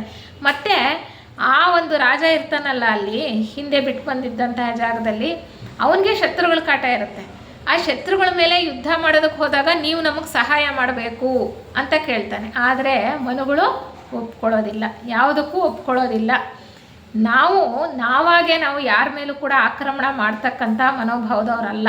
ಯಾರಾದರೂ ಆಕ್ರಮಣ ಮಾಡಿದಾಗ ನಾವು ಅವ್ರಿಗೆ ಉತ್ತರ ಕೊಡ್ತೇವೆ ಹೊರತು ನಾವೇ ಆಕ್ರಮಣ ಮಾಡ್ತಕ್ಕಂಥವ್ರಲ್ಲ. ಅಲ್ಲದೆ ಇವ್ರು ಹೇಳ್ತಕ್ಕಂಥ ನಿಯಮಗಳನ್ನೆಲ್ಲ ಪಾಲಿಸ್ತಾ ಹೋದರೆ ಅಲ್ಲಿ ಅಭಿವೃದ್ಧಿ ಆಗೋದಕ್ಕೆ ಅವಕಾಶ ಇರೋದಿಲ್ಲ. ಹಾಗಾಗಿ ಅವ್ರು ನಿರಾಕರಿಸ್ತಾರೆ. ಯಾರು, ವೈವಸ್ವತ ಮನುಗಳು ಅವರೇ ಇರ್ತಾರಲ್ಲ, ನಾಯಕತ್ವವನ್ನು ವಹಿಸ್ಕೊಂಡಿರ್ತಾರಲ್ಲ ಅವರು. ಆಗೇನು ಮಾಡ್ತಾನೆ ಆ ರಾಜ, ಶತ್ರು ಅಂತ ಹೇಳ್ತಿರ್ತಾನಲ್ಲ ಅವನ ಜೊತೆಗೆ ಸೇರ್ಕೊಂಡ್ಬಿಟ್ಟು ಇವ್ರ ಮೇಲೆ ಯುದ್ಧ ಮಾಡ್ತಾನೆ. ಅವನ ಶತ್ರು ಇರ್ತಾನಲ್ಲ, ಶತ್ರು ಜೊತೆಗೆ ಸೇರಿಕೊಂಡು ವೈವಸ್ವತ ಮನುಗಳ ಒಂದು ಗುಂಪಿರುತ್ತಲ್ಲ ಅವ್ರ ಮೇಲೆ ಯುದ್ಧ ಮಾಡ್ತಾನೆ. ಆದರೆ ವೈವಸ್ವತ ಮನುಗಳ ಮುಂದೆ ಅವರ ಒಂದು ಸಾಮರ್ಥ್ಯ ಯಾವ ಮಟ್ಟದ್ದು ಅಲ್ಲ. ವೈವಸ್ವತ ಮನುಗಳ ನಾಯಕತ್ವದಲ್ಲಿ ಇವರು ಹೋಗಿರ್ತಾರಲ್ಲ ವಲಸೆಗಾರರ ಗುಂಪು, ಅವರನ್ನು ಸೋಲಿಸಿ ಆ ಎರಡೂ ರಾಜ್ಯಗಳನ್ನು ತಮ್ಮ ಒಂದು ಅಧೀನಕ್ಕೆ ತಗೊಂಡು ಅಲ್ಲಿ ತಮ್ಮ ರಾಜ್ಯಾಧಿಕಾರವನ್ನು ಪ್ರಾರಂಭ ಮಾಡ್ತಾರೆ. ತಮ್ಮ ರಾಜ್ಯವನ್ನು ಅಲ್ಲಿ ಮಾಡ್ತಾ ಹೋಗ್ತಾರೆ, ಅಭಿವೃದ್ಧಿಯನ್ನು ನಡೆಸ್ತಾ ಹೋಗ್ತಾರೆ. ಆಗ ಮೊದಲಿಗಿಂತ ಅದು ಚೆನ್ನಾಗಿ ಅಭಿವೃದ್ಧಿ ಆಗುತ್ತೆ ಆ ಪ್ರದೇಶ. ಮುಂಚೆ ಅವರು ಅರೆ ನಾಗರಿಕರು, ಅಷ್ಟೊಂದು ತಿಳುವಳಿಕೆ ಇರಲಿಲ್ಲ. ಇವರು ತಿಳಿದವರು ಒಳ್ಳೆಯ ರೀತಿಯಲ್ಲಿ ಬೋಧನೆಗಳನ್ನು ಕೊಡ್ತಾ ಅಲ್ಲಿ ಜನ ಸ್ವಲ್ಪ ಒಳ್ಳೆಯ ರೀತಿಯಲ್ಲಿ ಬೆಳೆಯೋದಕ್ಕೆ ಅವಕಾಶ ಮಾಡಿಕೊಡ್ತಾ ಮುಂದುವರಿಸ್ಕೊಳ್ತಾ ಹೋಗ್ತಾರೆ ಅಂತ ಹೇಳ್ತಾರೆ. ಹೀಗೆ ಈ ಒಂದು ಇದಾದ ನಂತರ ಒಂದು 40 ವರ್ಷಗಳ ಕಾಲ ಬೇಕಾಯ್ತಂತೆ. ಮನುಗಳು ಹೋದ್ಮೇಲೆ 40 ವರ್ಷಗಳ ಕಾಲ ಆದ ನಂತರ ಅರೇಬಿಯಾ ದೇಶದ ಉತ್ತರ ಭಾಗ ಇತ್ತಲ್ಲ, ಅದೆಲ್ಲವೂ ಕೂಡ ಮನುವಿನ ಆಡಳಿತಕ್ಕೆ ಬರುತ್ತೆ. ಆದರೆ ದಕ್ಷಿಣದಲ್ಲಿ ಕೆಲವರು ಇರ್ತಾರಲ್ಲ, ದಕ್ಷಿಣ ಅರೇಬಿಯಾದ ದಕ್ಷಿಣ ಭಾಗದಲ್ಲಿ ಕೆಲವರು ಇರ್ತಾರೆ. ಅವ್ರು ಯಾರು ಅಂದರೆ ಇವರೇ ಮುಂಚೆ ಬಿಟ್ಟು ಹೋದವರು, ಮನುಗಳೇ ಮುಂಚೆ ಬಿಟ್ಟು ಹೋಗಿರ್ತಾರೆ, ಎಲ್ಲರನ್ನೂ ಕರ್ಕೊಂಡು ಹೋಗಿರಲ್ಲ. ಅಲ್ಲಿ ಮೊದಲು ಅಭಿವೃದ್ಧಿ ಮಾಡಬೇಕು ಅಂತ ಬಂದಿರ್ತಾರಲ್ಲ ಅವರೇ ಇರೋದು. ಆದರೆ ಅವ್ರಿಗೆ ಹೇಳಿರ್ತಾರೆ, ಪ್ರತ್ಯೇಕವಾಗಿ ಅವರನ್ನು ಬೆಳೆಸಬೇಕು ಅಂತ ಒಂದು ಪ್ರಯತ್ನ ಮಾಡಿರ್ತಾರಲ್ಲ, ನೀವು ಬೇರೆ ಯಾರ ಜೊತೆ ಸೇರಬಾರ್ದು, ಬೇರೆಯ ವಂಶದವ್ರ ಜೊತೆ ಅಥವಾ ಬೇರೆ ಹೊರಗಿಂದ ಬಂದವ್ರ ಜೊತೆ ನೀವು ವಿವಾಹವನ್ನು ಮಾಡಬಾರ್ದು. ಅಂದರೆ ವಂಶ ಪರಿಶುದ್ಧವಾಗಿರಬೇಕು ಅಂತ ಒಂದು ಕೆಲವು ಕಟ್ಟುಪಾಡುಗಳನ್ನ ಹಾಕಿರ್ತಾರೆ. ಅವರಿನ್ನೂ ಅದೇ ತಲೆಯಲ್ಲಿ ಇಟ್ಕೊಂಡಿರ್ತಾರೆ, ಅವ್ರು ಅದನ್ನು ಬದಲಾಯಿಸೇ ಇರೋದಿಲ್ಲ. ಮನುವು ಹೇಳ್ಕೊಟ್ಟಿದ್ದಂಥ ವಿಚಾರವನ್ನೇ ಈಗ ಮನುವಿಗೆ ವಿರುದ್ಧವಾಗಿ ಅವರು ಪ್ರಯೋಗ ಮಾಡೋದಕ್ಕೆ ಶುರು ಮಾಡ್ತಾರೆ. ಅಂದರೆ ಇವ್ರನ್ನ ಅವರು ಬಿಟ್ಕೊಳ್ಳಲ್ಲ. ಈ ಉತ್ತರಾರ್ಧದಲ್ಲಿರ್ತಾರಲ್ಲ ಅವ್ರು ದಕ್ಷಿಣದಲ್ಲಿರೋರು ಬಿಟ್ಕೊಳ್ಳೋದಿಲ್ಲ. ಅವರೇನಂತಾರೆ, ನಾವು ದೇವರಿಂದ ಆರಿಸಲ್ಪಟ್ಟಿರ್ತಕ್ಕಂತಹ ಒಂದು ಭಾಳ ಉತ್ತಮವಾದಂತಹ ಜನಾಂಗ, ನಾವು ಅವ್ರ ಜೊತೆ ಸೇರಬಾರ್ದು ಅಂತ ಒಬ್ಬ ಮತಾಂಧ ಅವನು ಸ್ವಲ್ಪ ಈ ರೀತಿ ಜನರಲ್ಲೆಲ್ಲ ಗುಲ್ಲೆಬ್ಬಿಸಿ ಅವರನ್ನೆಲ್ಲನೂ ಅವ್ರ ಜೊತೆ ಸೇರದಲ್ಲೇ ಇರುವ ಹಾಗೆ ಮಾಡಿ ಗುಂಪುಗಾರಿಕೆಯನ್ನು ಮಾಡ್ತಾನೆ. ಈ ಗುಂಪುಗಾರಿಕೆಯನ್ನು ಮಾಡಿದ್ಮೇಲೆ ಅದಕ್ಕೆ ಹೇಳ್ತಾರೆ, ಅವನು ಮಾಡ್ತಾ ಮುಂದೆ ಈ ಒಂದು ಆ ಪ್ರದೇಶವನ್ನೇ ಬಿಟ್ಟು ಹೋಗ್ತಾರೆ ಅವರು. ಅದಕ್ಕೂ ಮುಂಚೆ ಇನ್ನೊಂದು ಭಾಳ ಮುಖ್ಯವಾಗಿರ್ತಕ್ಕಂಥ ವಿಚಾರವನ್ನು ಇಲ್ಲಿ ಅವರು ಹೇಳ್ತಾರೆ. ಏನಪ್ಪ ಅಂದರೆ, ಹೀಗೆ ಅರೇಬಿಯಾದ ಉತ್ತರ ಭಾಗದಲ್ಲಿ ವೈವಸ್ವತ ಮನುಗಳ ನಾಯಕತ್ವದಲ್ಲಿ ಹೋದಂತಹ ಜನರ ಅಭಿವೃದ್ಧಿ ಆಗ್ತಾ, ವಂಶಾಭಿವೃದ್ಧಿ ಆಗ್ತಾ, ಉತ್ತರ ಭಾಗದ ಎಲ್ಲ ಅರೇಬಿಯಾ ದೇಶವನ್ನು ವಶಪಡಿಸ್ಕೊಂಡ ನಂತರ ಅಲ್ಲಿ ಭಾಳ ಉತ್ತಮವಾಗಿ ನಾಗರಿಕತೆಯನ್ನು ಬೆಳೆಸ್ತಾ ಅಲ್ಲಿ ಜನಜೀವನ ನಡೀತಾ ಇರುವಾಗ ದಕ್ಷಿಣದವ್ರ ಜೊತೆ ಯಾವಾಗಲೂ ಕೂಡ ಸ್ವಲ್ಪ ಕಾದಾಟ, ಯುದ್ಧ ಇದ್ದೇ ಇರುತ್ತೆ. ಆಗ ಗೌತಮ ಬುದ್ಧರು ಅಲ್ಲಿಗೆ ಹೋಗ್ತಾರೆ. ಗೌತಮ ಬುದ್ಧರು ಈಗ ಬುದ್ಧರಾಗಿರ್ತಕ್ಕಂಥವ್ರು. ಆಗ ಅವರು ಬೋಧಿಸತ್ವ ಪದವಿಲಿ ಇರ್ತಾರೆ, ಅಂದರೆ 7ನೇ ದೀಕ್ಷೆಯಲ್ಲಿ ಇರ್ತಾರೆ. ಏಳನೇ ದೀಕ್ಷೆಯಲ್ಲಿ ಅಂದರೆ ಗೌತಮ ಬುದ್ಧರು ಬೋಧಿಸತ್ವ ಪದವಿಲಿದ್ದಾಗ, ಅಂದರೆ 2ನೇ ಶಾಖೆಗೆ ಸೇರಿದಂಥವ್ರು. ಅವ್ರ ಕೆಲಸ ಏನು? ಅವರನ್ನು ಮಹಾಗುರುಗಳು ಅಂತ ಕರೀತಕ್ಕಂಥದ್ದು, ಜಗದ್ಗುರುಗಳು ಅಂತ. ಆಗಿಂದಾಗ್ಗೆ ಎಲ್ಲಿ ಮನುಷ್ಯನ ವಿಕಾಸ ಸರಿಯಾಗಿ ಆಗಬೇಕು, ಆಧ್ಯಾತ್ಮ ಪ್ರಗತಿ ಆಗಬೇಕು, ಅದಕ್ಕೆ ತಕ್ಕ ಹಾಗೆ ಹೊಸ ಮತಗಳನ್ನು ಸ್ಥಾಪನೆ ಮಾಡ್ತಾ ಅವರಿಗೆ ಆಧ್ಯಾತ್ಮ ಬೋಧನೆಯನ್ನು ಕೊಡ್ತಕ್ಕಂಥ ಕೆಲಸವನ್ನು ಈ ಬೋಧಿಸತ್ವರು ಮಾಡ್ತಾ ಇರ್ತಾರೆ. ಹಾಗೆ ಒಂದು ಜನ್ಮದಲ್ಲಿ ಅಲ್ಲಿ ಹೋಗಿರ್ತಾರೆ, ಅವರು ಈಜಿಪ್ಟ್ ದೇಶದಲ್ಲಿ ಹೋಗ್ತಾರೆ. ಅವರನ್ನು ಹರ್ಮಿಸ್ ಅಂತ ಕರೀತಾರೆ. ನಾವು ಗುರುಗಳು ಯೋಗಪಥವು ಅನ್ನೋ ಗ್ರಂಥದಲ್ಲಿ ಕೂಡ ನಾವು ನೋಡ್ಬೋದು. ಗೌತಮ ಬುದ್ಧರು ಬೋಧಿಸತ್ವರಾಗಿದ್ದಾಗ ಪಡ್ಕೊಂಡಂತಹ ಕೆಲವು ಮುಖ್ಯವಾದ ಜನ್ಮಗಳ ಬಗ್ಗೆ ಅಲ್ಲಿ ಪ್ರಸ್ತಾಪ ಮಾಡ್ತಾರೆ. ಸಿದ್ಧಾರ್ಥರಾಗಿ ಹುಟ್ಟಿದ್ದು ಕೊನೆಯ ಜನ್ಮದಲ್ಲಿ, ಬುದ್ಧರಾಗೋದಕ್ಕೆ ಮುಂಚೆ ಸಿದ್ಧಾರ್ಥನಾಗಿದ್ದಾಗಲೇ ಅಲ್ವಾ ಅವರು ಜ್ಞಾನೋದಯದ ನಂತರ ಬುದ್ಧರಾಗ್ತಕ್ಕಂಥದ್ದು, ಅಂದರೆ 8ನೇ ದೀಕ್ಷೆಗೆ ಹೋಗ್ತಕ್ಕಂಥದ್ದು. ಹಾಗೆ ಬೋಧಿಸತ್ವರಾಗಿದ್ದಾಗ ಗೌತಮರು ಒಂದು ಜನ್ಮದಲ್ಲಿ ಹೀಗೆ ಮಹಾಗುರುವಾಗಿ ಅರೇಬಿಯಾ ದೇಶಕ್ಕೆ ಹೋಗ್ತಾರೆ. ಅಲ್ಲಿ ಇವ್ರಿಗೊಂದು ಹೊಸ ಮತವನ್ನು ಸ್ಥಾಪನೆ ಮಾಡೋದಕ್ಕೋಸ್ಕರ. ಆಗಿಂದಾಗೆ ಅವಾಗ ಇಲ್ಲಿ ಥರ ಸಂಪರ್ಕ ಇರಲಿಲ್ಲ ಒಂದು ದೇಶಕ್ಕೂ ಇನ್ನೊಂದು ದೇಶಕ್ಕೂ ಅಲ್ವಾ. ಆ ಒಂದು ಪ್ರದೇಶಕ್ಕೆ ಹೋಗಿ ಅಲ್ಲಿ ಆಧ್ಯಾತ್ಮ ಬೋಧನೆಯನ್ನು ಕೊಡಬೇಕು ಅಂತಂದ್ಬಿಟ್ಟು ಅಲ್ಲಿ ಹೋಗ್ತಾರೆ. ಅದಕ್ಕೂ ಮುಂಚೆ ಅವರು ಈಜಿಪ್ಟ್ಗೆ ಹೋಗಿರ್ತಾರೆ. ಅವ್ರನ್ನ ಏನಂತ ಕರೀತಾರೆ ಅಂತಂದರೆ ಟೆಹೂತಿ ಅಥವಾ ತೋತ್ ಅಂತಕ್ಕಂಥ ಹೆಸರು ಅವ್ರ ಗುರುಗಳಿಗೆ. ಯಾರಿಗೆ? ಈಗ ಬುದ್ಧರಿದ್ದಾರಲ್ಲ, ಗೌತಮ ಬುದ್ಧರು, ಅವರು ಬೋಧಿಸತ್ವರಾಗಿದ್ದಾಗ ಈಜಿಪ್ಟ್ ದೇಶದಲ್ಲಿ ಒಂದು ಹೊಸ ಮತವನ್ನು ಪ್ರಾರಂಭ ಮಾಡೋಕ್ಕೆ ಹೋಗ್ತಾರಲ್ಲ, ಆಗ ಅವ್ರಿಗಿದ್ದಂತಹ ಹೆಸರು. ಆದರೆ ಬರ್ತಾ ಬರ್ತಾ ಕಾಲಾನಂತರದಲ್ಲಿ ನಮಗೆ ಇತಿಹಾಸದಲ್ಲಿ ನೋಡ್ತಾ ಹೋದರೆ ಅವರನ್ನು ಹರ್ಮಿಸ್ ಅಂತ ಕರೀತಾರೆ. ಇಲ್ಲಿ ಒಂದು ಭಾಳ ಮುಖ್ಯವಾಗಿರ್ತಕ್ಕಂಥ ವಿಚಾರ, ಅವ್ರು ಯಾವ ಥರ ಮತವನ್ನು ಪ್ರಾರಂಭ ಮಾಡಿದ್ರು, ಯಾವ ಬೋಧೆಯನ್ನು ಕೊಟ್ಟರು ಅಂತ ಇಲ್ಲಿ ಭಾಳ ಚೆನ್ನಾಗಿ ಹೇಳ್ತಾರೆ.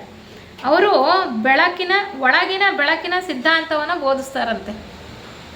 ಒಳಗಿನ ಬೆಳಕಿನ ಸಿದ್ಧಾಂತ ಅಂತ ಹೇಳ್ತಾರೆ. ನೋಡಿ, ಆಗಿನ ಕಾಲದಿಂದನೂ ಸತತವಾಗಿ ಈ ಅಂತರಂಗ ಸರ್ಕಾರದಲ್ಲಿ ಇರ್ತಕ್ಕಂಥವರ ಪ್ರಯತ್ನ ಎಷ್ಟಿದೆ.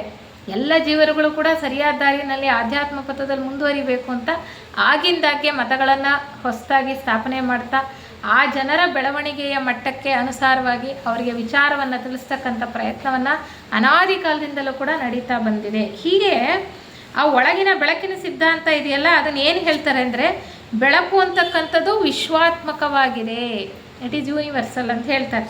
ಮತ್ತು ಆ ಬೆಳಕೇ ದೇವರು ಅನ್ನುವಂತಹ ಒಂದು ಬೋಧೆಯನ್ನು ಕೊಡ್ತಾರೆ. ಮತ್ತು ಹೇಳ್ತಾರೆ, ಪ್ರತಿಯೊಬ್ಬ ಮನುಷ್ಯನ ಹೃದಯದಲ್ಲೂ ಕೂಡ ಆ ಬೆಳಕು ಅಂತಕ್ಕಂಥದ್ದಿದೆ. ಆ ಬೆಳಕೇ ನಿಜವಾದ ಮನುಷ್ಯ ಅಂತ ಅವರು ಎಲ್ಲ ಕಡೆ ಬೋಧನೆಯನ್ನು ಕೊಡ್ತಾ ಬರ್ತಾರೆ. ಅವನು ಬೆಳಕಿನಿಂದ ಬಂದಿದ್ದಾನೆ, ಬೆಳಕಿನಲ್ಲೇ ವಾಸ ಮಾಡ್ತಾನೆ. ಅವ್ರಿಗೊಬ್ಬ ಧರ್ಮಗುರು ಇರ್ತಾನೆ, ಒಸೈರಸ್ ಅಂತ, ಮುಂಚೆ ಅಲ್ಲಿ ಈಜಿಪ್ಟ್ನಲ್ಲಿ. ಅವನು ಈಗಿರಲ್ಲ ಈ ಬುದ್ಧರು ಹೋದಾಗ. ಅಂದರೆ ಅವನನ್ನು ಬಹಳವಾಗಿ ಇವರು ನಂಬುತ್ತಾ ಅವನನ್ನು ಫಾಲೋಯರ್ಸ್, ಅವರು ಅನುಯಾಯಿಗಳಾಗಿರ್ತಾರೆ. ಅದಕ್ಕೆ ಅವ್ರು ಹೇಳ್ತಾರೆ, ಒಸೈರಸ್ಸೇ ಆ ಬೆಳಕು. ಅಂದರೆ ನೀವು ದೇವರು ಅಂತ ಯಾರನ್ನ ನೀವು ಪರಿಗಣನೆ ಮಾಡಿದ್ರೋ ಆ ಒಸೈರಸ್ಸೇ ಆ ಬೆಳಕು.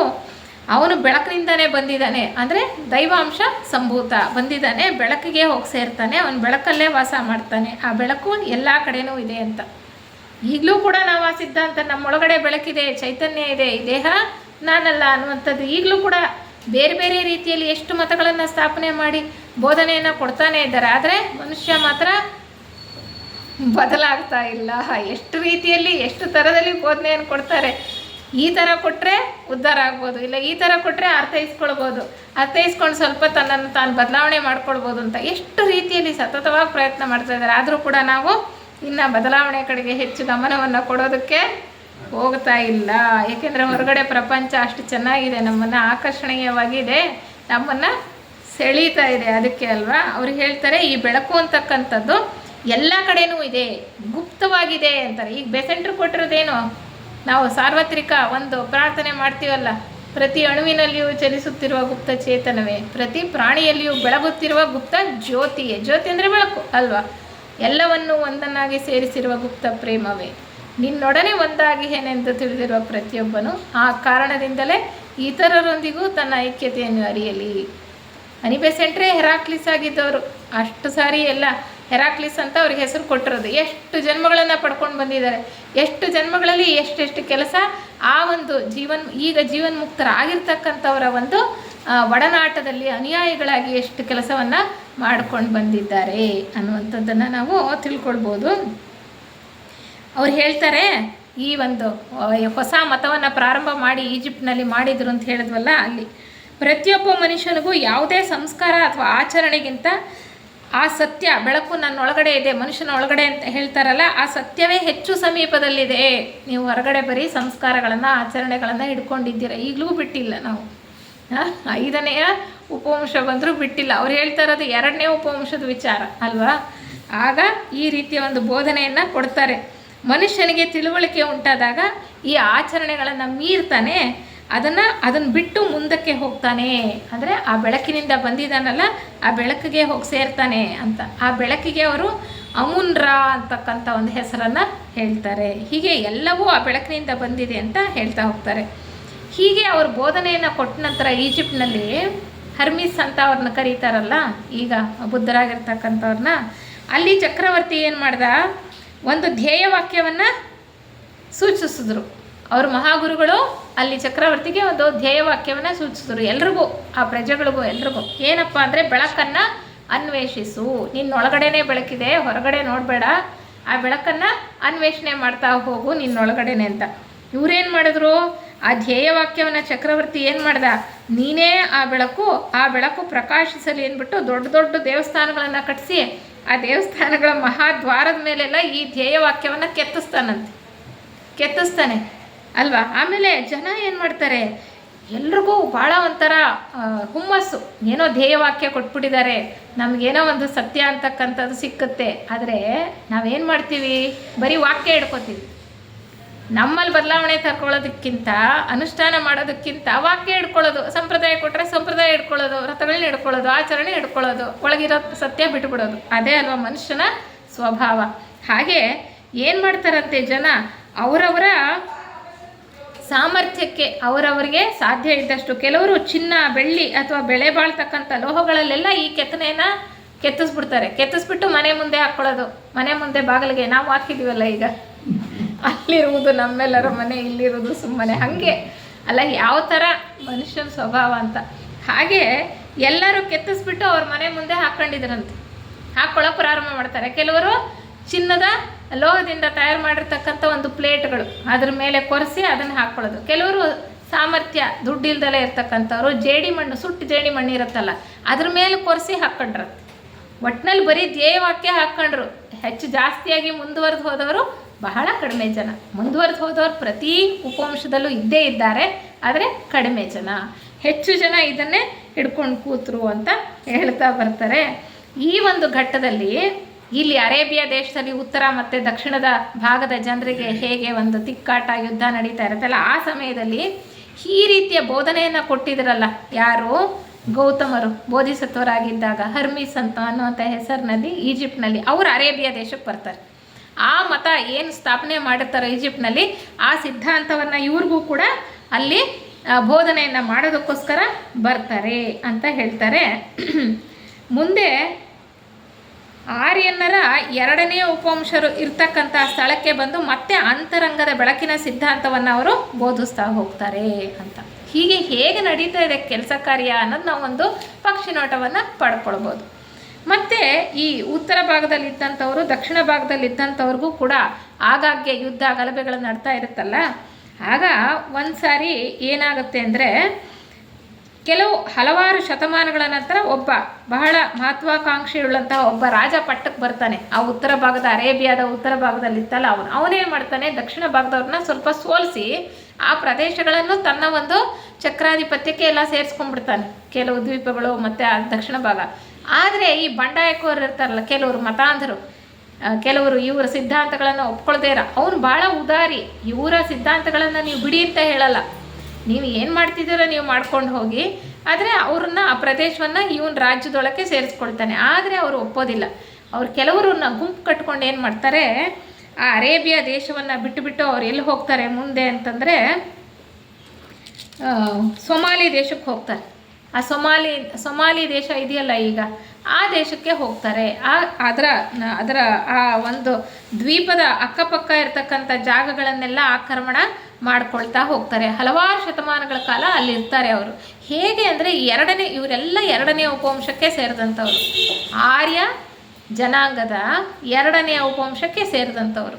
ಅರೇಬಿಯಾ ದೇಶದಲ್ಲಿ ಮುಖ್ಯವಾಗಿ ಈ ಒಂದು ನಾಗರಿಕತೆ, ಇವರ ಒಂದು ಜೀವನ, ಅವರ ಬೆಳವಣಿಗೆ ನಡೆದಿದ್ದರಿಂದ ಇದನ್ನು ಅರೇಬಿಯನ್ ಉಪವಂಶ ಅಂತ ಕರೀತಾರೆ. ಅವರು ಸೊಮಾಲಿ ದೇಶಕ್ಕೆ ಹೋಗ್ತಾರೆ.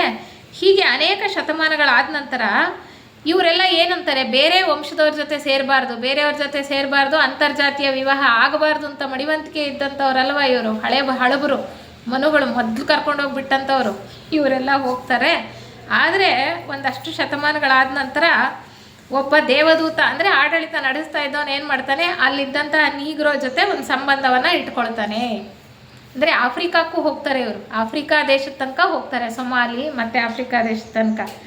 ಆವಾಗ ಏನು ಮಾಡ್ತಾರೆ, ಕೆಲವರಿಗೆ ಗೊತ್ತಾದಾಗ ಅದನ್ನು ವಿರೋಧ ಮಾಡ್ತಾರೆ. ಅವನು ರಾಜ ಅಂತ ಅನ್ಸ್ಕೊಂಡವನು, ಈ ಮುಖ್ಯಸ್ಥ ಇದ್ನಲ್ಲ, ಅವನೇನು ಹೇಳ್ತಾನೆ, ನಾನು ನೀಗ್ರೋ ಸ್ತ್ರೀ ಜೊತೆ ನಾನು ಏನು ಸಂಬಂಧ ಇಟ್ಕೊಂಡಿದ್ದೀನಿ, ನಾನು ಭೋಗಕ್ಕೋಸ್ಕರ ಅವ್ನು ನನ್ನ ಪತ್ನಿ ಅಂತ ಏನು ಪರಿಗಣಿಸ್ಬೇಕಾಗಿಲ್ಲ ಅಂತ ನೋಡಿ ಆ ಥರ ಜನರ ಮನಸ್ಸನ್ನು ಅವರು ಏನು ಅಡ್ಡದಾರಿಗೆ ಕರ್ಕೊಂಡು ಹೋಗ್ತಕ್ಕಂಥದ್ದು. ಗುರು ಅಂತ ಅನ್ಸ್ಕೊಂಡವನೇ ಹೀಗೆ ಮಾಡಿದ್ರೆ, ಮುಖ್ಯಸ್ಥ ಅನ್ಸ್ಕೊಂಡವನು ಮಾಡಿದ್ರೆ ಎಲ್ಲರೂ ಅದನ್ನೇ ಫಾಲೋ ಮಾಡ್ತಾರೆ. ಅವಾಗ ಏನು ಮಾಡೋಕ್ಕೆ ಶುರು ಮಾಡಿದ್ರಂತೆ, ಅಲ್ಲಿದ್ದಂತಹ ಸ್ಥಳೀಯರು ನೀಗ್ರೋಗಳೆಲ್ಲ ಯಾರು, 4ನೇ ಮಹಾವಂಶದ ಕೆಲವು ಉಪವಂಶಗಳಲ್ಲಿ ಉಳ್ಕೊಂಡಿದ್ದರಲ್ಲ, ಅವರೇ ಜನ, ಅವರು ಹಿಂದಿನ ಮಹಾವಂಶದವರು. ಅವರನ್ನೇನು ಮಾಡಿದ್ರು, ಇವರು ಕೊಂಡ್ಕೊಳ್ಳೋಕೆ ಶುರು ಮಾಡಿದ್ರು. ನಾವು ನೋಡಿದ್ದೀವಲ್ವ ಇತಿಹಾಸದಲ್ಲಿ, ಆಫ್ರಿಕಾದಲ್ಲೆಲ್ಲ ನೀಗ್ರೋಗಳನ್ನ ಬೇರೆ ಬೇರೆ ಕಡೆಯಿಂದ ಬಂದಂತಹ ಜನ ಕೊಂಡ್ಕೊಳ್ಳೋಕೆ ಶುರು ಮಾಡಿದ್ರು. ಅವ್ರ ಹತ್ರ ಕೆಲಸ ಮಾಡಿಸ್ತಿದ್ರು, ಅವರು ಹೊಲಗಳಲ್ಲಿ ವ್ಯವಸಾಯ ಮಾಡಿಸ್ತಿದ್ರು, ಎಲ್ಲದಕ್ಕೂ ಅವ್ರಿಗೆ ಹೆಂಗೆ ಬೇಕೋ ಹಂಗೆ ಬಳಸ್ಕೊಳ್ತಿದ್ರು. ಆ ಒಂದು ರೀತಿ ಅವರನ್ನು ಬಳಸ್ಕೊಳ್ಳೋದಕ್ಕೆ ಪ್ರಾರಂಭ ಮಾಡ್ತಾರೆ ಅಂತ ಹೇಳ್ತಾ ಬರ್ತಾರೆ. ಹೀಗೆ ಅಲ್ಲಿಂದ ಬಂದು ಅವರು ಹೀಗೆ ಹೋಗ್ತಾ ಹೋಗ್ತಾ ಹೋಗ್ತಾ ಮತ್ತೆ ಪ್ಯಾಲೆಸ್ಟೈನ್ಗೂ ಹೋಗ್ತಾರೆ. ಈ ಒಂದು ಭಾಗ ಕೆಲವು ಜನ ಗುಂಪು ಕಟ್ಕೊಂಡು ಅಲ್ಲಿ ಸರಿ ಹೋಗಲಿಲ್ಲ ಅಂತ ಇಲ್ಲಿ ಇನ್ನೊಂದು ಕಡೆಗೆ, ಅಲ್ಲಿ ಸರಿ ಹೋಗಲಿಲ್ಲ ಅಂತ ಇನ್ನೊಂದು ಕಡೆಗೆ, ಹೀಗೆ ವಲಸೆ ಹೋಗ್ತಾ ಹೋಗ್ತಾ ನೋಡಿ ಅವರು ಸೊಮಾಲಿಯಿಂದ ಮತ್ತೆ ಪ್ಯಾಲೆಸ್ಟೈನ್ಗೂ ಹೋಗ್ತಾರೆ. ಪ್ಯಾಲೆಸ್ಟೈನಲ್ಲಿ ಕೆಲವರು ಉಳ್ಕೊಳ್ತಾರಲ್ಲ, ನಂತರ ಮುಂದೆ ಅವರು ಯಹೂದರಾಗ್ತಾರೆ. ಅವರೇ ಯಹೂದರು, ನಾವು ಯಹೂದರು ಅಂತ ಕರಿತೀವಲ್ಲ, ಈಗ ಅವರೇ ಇವರು ಅಂತ ಇಲ್ಲಿ ಹೇಳ್ತಾರೆ. ಹೌದು, ಅವರು ಯಹೂದರು ಅಂತ ಹೇಳ್ತಾರೆ. ಹೀಗೆ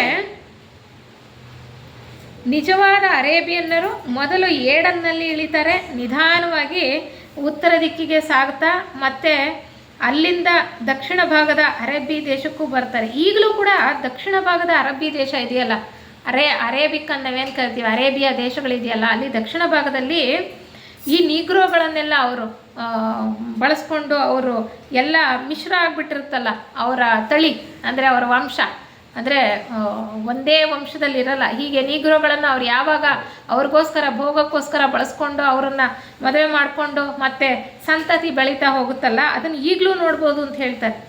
ಅನೇಕ ಸಾವಿರ ವರ್ಷಗಳ ಹಿಂದೆ ಈ ರೀತಿ ಮಿಶ್ರವಾದಂತಹ ನೀಗ್ರೋ ಮೂಲದ ರಕ್ತದ ಕುರುಹುಗಳನ್ನು ಈಗಲೂ ನಾವು ನೋಡ್ಬೋದು ಅಂತ ಹೇಳ್ತಾರೆ. ಮತ್ತು ಉತ್ತರ ಭಾಗದಲ್ಲಿದ್ದಂತಹ ಮೊಸ್ಟಾರೆಬ್ ಅಂತ ಕರೀತಾರೆ ಅವರನ್ನು. ಅವ್ರು ಯಾವುದೋ ಒಂದು ರೀತಿಯಲ್ಲಿ ಅಲ್ಲೂ ಬಿಟ್ಬಿಟ್ಟು ಏಷ್ಯಾ ಖಂಡಕ್ಕೆ ಹೊರಟು ಹೋಗ್ತಾರೆ. ಅಲ್ಲೂ ಕೂಡ ಬಹಳ ವರ್ಷಗಳು ಇರೋದಿಲ್ಲ. ಅವರು ಮುಂದೆ ಹೀಗೆ ವಲಸೆ ಹೋಗ್ತಾ ಏಷ್ಯಾ ಖಂಡಕ್ಕೆ ಹೊರಟು ಹೋಗ್ತಾರೆ. ಪರ್ಷಿಯಾ ದೇಶದಿಂದ ಆಚೆಗೆ ಬಹುದೂರ ಹೋಗಿದ್ದು ಪುನಃ ಹಿಂತಿರುಗಿ ಬರ್ತಾರೆ. ಈ ರೀತಿ 2ನೇ ಉಪವಂಶದವರ ಸಂಖ್ಯೆ ನಿಧಾನವಾಗಿ ವೃದ್ಧಿಯಾಯಿತು. ಹಲವು ಸಹಸ್ರ ವರ್ಷಗಳ ಕಾಲ ಅವರು ಅಭಿವೃದ್ಧಿಯನ್ನು ಹೊಂದಿ ನಂತರ ಇಡೀ ಆಫ್ರಿಕಾ ಖಂಡವನ್ನೇ ವಶಪಡಿಸ್ಕೊಳ್ತಾರೆ. 2ನೇಯ ಉಪವಂಶದವರು, 5ನೇ ಜನಾಂಗದ 2ನೇ ಉಪವಂಶದವರು, ಅರೇಬಿಯನ್ ಅಂತ ಏನು ಕರೀತಾರೆ, ಎಲ್ಲ ಆರ್ಯ ಜನಾಂಗನೇ. ಆದರೆ ಅವ್ರು ಯಾವ ದೇಶದಲ್ಲಿದ್ದರೋ ಅದಕ್ಕೋಸ್ಕರ ಅದರ ಹೆಸರಿಗಿನ ರೀತಿಯಲ್ಲಿ ಕರೀತಾ ಇರ್ತಕ್ಕಂಥದ್ದು ಅರೇಬಿಯನ್ ಅಂತ. ಅವರು ಮುಂದುವರಿತಾ ಹೋಗಿ ಅಲ್ಲಿ ಆಫ್ರಿಕಾ ಖಂಡವನ್ನೇ ಪೂರ್ತಿಯಾಗಿ ಅವರು ತಮ್ಮ ವಶಕ್ಕೆ ಪಡ್ಕೊಳ್ತಾರೆ. ನಂತರ ಈಜಿಪ್ಟ್ ದೇಶಕ್ಕೂ ಹೋಗ್ತಾರೆ, ಆಲ್ಜೀರಿಯಾಗೂ ಹೋಗ್ತಾರೆ. ಆಲ್ಜೀರಿಯಾ ಅಂತಕ್ಕಂಥದ್ದು ಒಂದು ದ್ವೀಪ, ಅಲ್ಲಿಗೂ ಕೂಡ ಹೋಗ್ತಾರೆ. ಹೀಗೆ ಅವರ ರಾಜ್ಯವನ್ನು ವಿಸ್ತಾರ ಮಾಡ್ಕೊಳ್ತಾ ಬರ್ತಾರೆ. ಹೀಗೆ ಅವರು ಈ ರೀತಿ ಆದಾಗ ಗ್ರಂಥಕರ್ತರು ಅವರ ಮುಖಂಡರ ಗುಂಪಿಗೆ ಸೇರಿರ್ತಕ್ಕಂಥವ್ರನ್ನ ಅನೇಕ ಸಾರಿ ಅರೇಬಿಯಾ ದೇಶದಲ್ಲಿ ಹುಟ್ಟಿದ್ದನ್ನು ನೋಡ್ತಾರಂತೆ. ಯಾರು? ಈ ಕಿಂಕರರ ಗುಂಪಿನವರು ಅರೇಬಿಯಾ ದೇಶದಲ್ಲಿ ಸಾಕಷ್ಟು ಸಾರಿ ಹುಟ್ಟುತ್ತಾರಂತೆ. ಯಾರು? ಹೆರಾಕ್ಲಿಸ್ಸು, ಮಾರ್ಸು, ಸಿರಿಯಸ್ಸು, ಎಲ್ಲರೂ ಕೂಡ, ಆಲ್ಕ್ಯೋನಿ, ಎಲ್ಲರೂ ಕೂಡ ಸಾಕಷ್ಟು ಸಾರಿ ಹುಟ್ಟಿರ್ತಾರೆ ಅಲ್ಲಿ.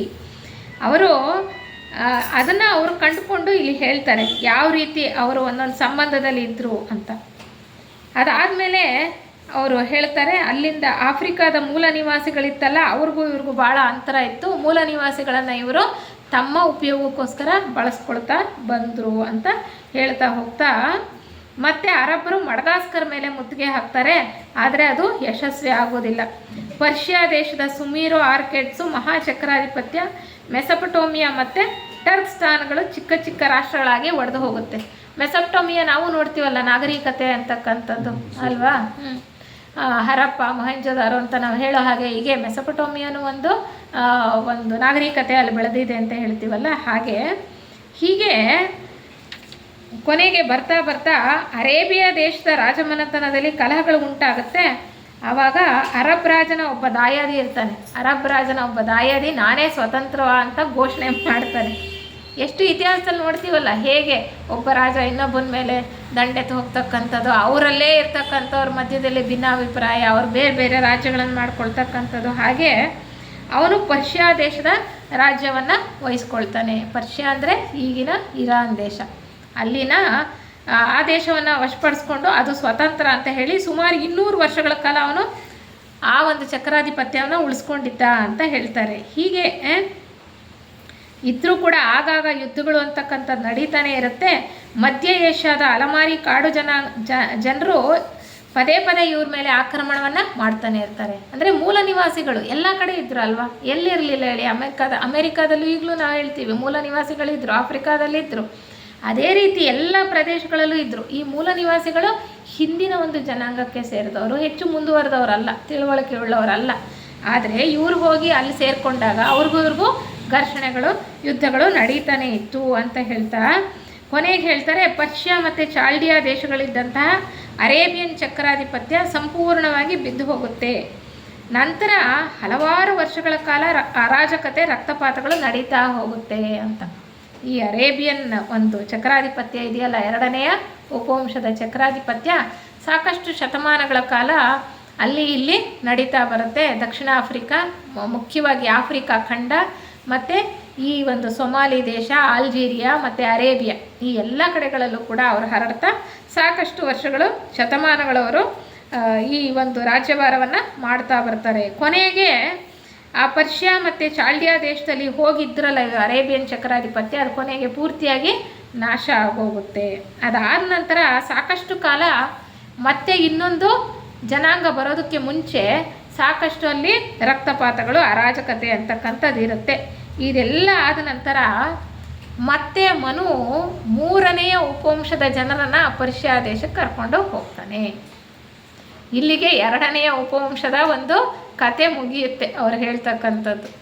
ನಂತರ ಆ ಪರ್ಷಿಯಾ ದೇಶದವರೆಗೂ ಹೋಗಿರ್ತಾರಲ್ಲ ಇವರು, ಆ ಪರ್ಷಿಯಾದಲ್ಲೂ ಕೂಡ ಅಲ್ಲಿ ಚಕ್ರಾಧಿಪತ್ಯ ಇರುತ್ತಲ್ಲ, ಅದು ಬಿದ್ದು ಹೋದ ನಂತರ ಈ ಅರೇಬಿಯನ್ 2ನೇ ಉಪವಂಶಕ್ಕೆ ಸೇರಿದವರು ಮನುಗಳು ಆ ಸ್ಥಳಕ್ಕೆ 3ನೇ ಉಪವಂಶದವ್ರನ್ನ ಕರ್ಕೊಂಡು ಹೋಗಿ ಅಲ್ಲಿ ಮತ್ತೆ ಇನ್ನೊಂದು ನಾಗರಿಕತೆ ಪ್ರಾರಂಭ ಆಗುವ ಹಾಗೆ ಏರ್ಪಾಟು ಮಾಡ್ತಾರೆ ಅಂತ ಹೇಳ್ತಾರೆ. ಅಷ್ಟು ಈ ಒಂದು ಅಧ್ಯಾಯದಲ್ಲಿ ಕೊಟ್ಟಿರ್ತಕ್ಕಂಥ ವಿಚಾರ. ಮುಂದೆ ನೋಡ್ತಾ ನೋಡ್ತಾ ಏನೇನು ಕೊಡ್ತಾರೆ, ಏನೇನು ಹೇಳ್ತಾರೆ ಅಂತ ನೋಡ್ತಾ ಹೋಗೋಣ. ಒಂದೊಂದು ಕ್ಲಾಸಲ್ಲಿ ಒಂದೊಂದು ಉಪವಂಶದ ಬಗ್ಗೆ ತಿಳ್ಕೊಳ್ಳೋ ಪ್ರಯತ್ನ ಮಾಡೋಣ. ಈಗಾಗಲೇ 5ನೆಯ ಮಹಾಜನಾಂಗ ಅಂದರೆ ಜನಾಂಗ, 5ನೆಯ ಮಹಾವಂಶದ 2 ಉಪವಂಶಗಳ ಬಗ್ಗೆ ತಿಳ್ಕೊಂಡ್ವಿ. 1, 2, 3, 4 ಆದರೆ ನಾವು 5ನೇ ಉಪವಂಶದಲ್ಲೇ ಇದ್ದೇವೆ. ಅಂದರೆ ಪ್ರಸ್ತುತ ಅಂದರೆ ಭೂತಕಾಲದ್ದೆಲ್ಲ ಮುಗಿಯುತ್ತೆ. ಇನ್ನು 2 ಉಪವಂಶಗಳ ಬಗ್ಗೆ ತಿಳ್ಕೊಂಡ್ರೆ ವರ್ತಮಾನ, ಅದಕ್ಕೆ ಅವ್ರು ಹೇಳಿರ್ತಕ್ಕಂಥ ಟೈಟ್ಲ್ ನೋಡಿ ಅವ್ರ ಪುಸ್ತಕಕ್ಕೆ, ಎಲ್ಲಿಂದ ಹೇಗೆ ಮತ್ತು ಎಲ್ಲಿಗೆ, ಮುಂದೆ ನಾವು ಎಲ್ಲಿ ಹೋಗ್ತೀವಿ. ಆ ಯೋಜನೆಯಲ್ಲಿ ಒಂದು ಉನ್ನತ ಪ್ರಜ್ಞಾವಲಯದಲ್ಲಿ ಹಿಂದಿನ ಇತಿಹಾಸ ಅಷ್ಟೇ ಗೋಚರ ಆಗೋದಿಲ್ಲ, ಮುಂದೆ ಏನಾಗುತ್ತೆ ಭವಿಷ್ಯ ಕೂಡ ಅವ್ರಿಗೆ ಗೋಚರ ಆಗುತ್ತೆ. ಭವಿಷ್ಯ ಹೇಗಿರುತ್ತೆ, ಎಲ್ಲಿ ಪ್ರಾರಂಭ ಆಗುತ್ತೆ, ಹೇಗೆ ನಡ್ಕೊಳ್ತಾ ಹೋಗುತ್ತೆ, ಹೇಗೆ ಅಭಿವೃದ್ಧಿ ಹೊಂದುತ್ತೆ ಅನ್ನೋದು ಕೂಡ ಮುಂದಿನ ಕೆಲವು ಅಧ್ಯಾಯಗಳಲ್ಲಿ ಅವರು ಹೇಳ್ತಾ ಬರ್ತಾರೆ. ಅದನ್ನು ಮುಂದೆ ತಿಳ್ಕೊಳ್ಳೋ ಪ್ರಯತ್ನ ಮಾಡೋಣ. ಎಲ್ರಿಗೂ ಧನ್ಯವಾದಗಳು.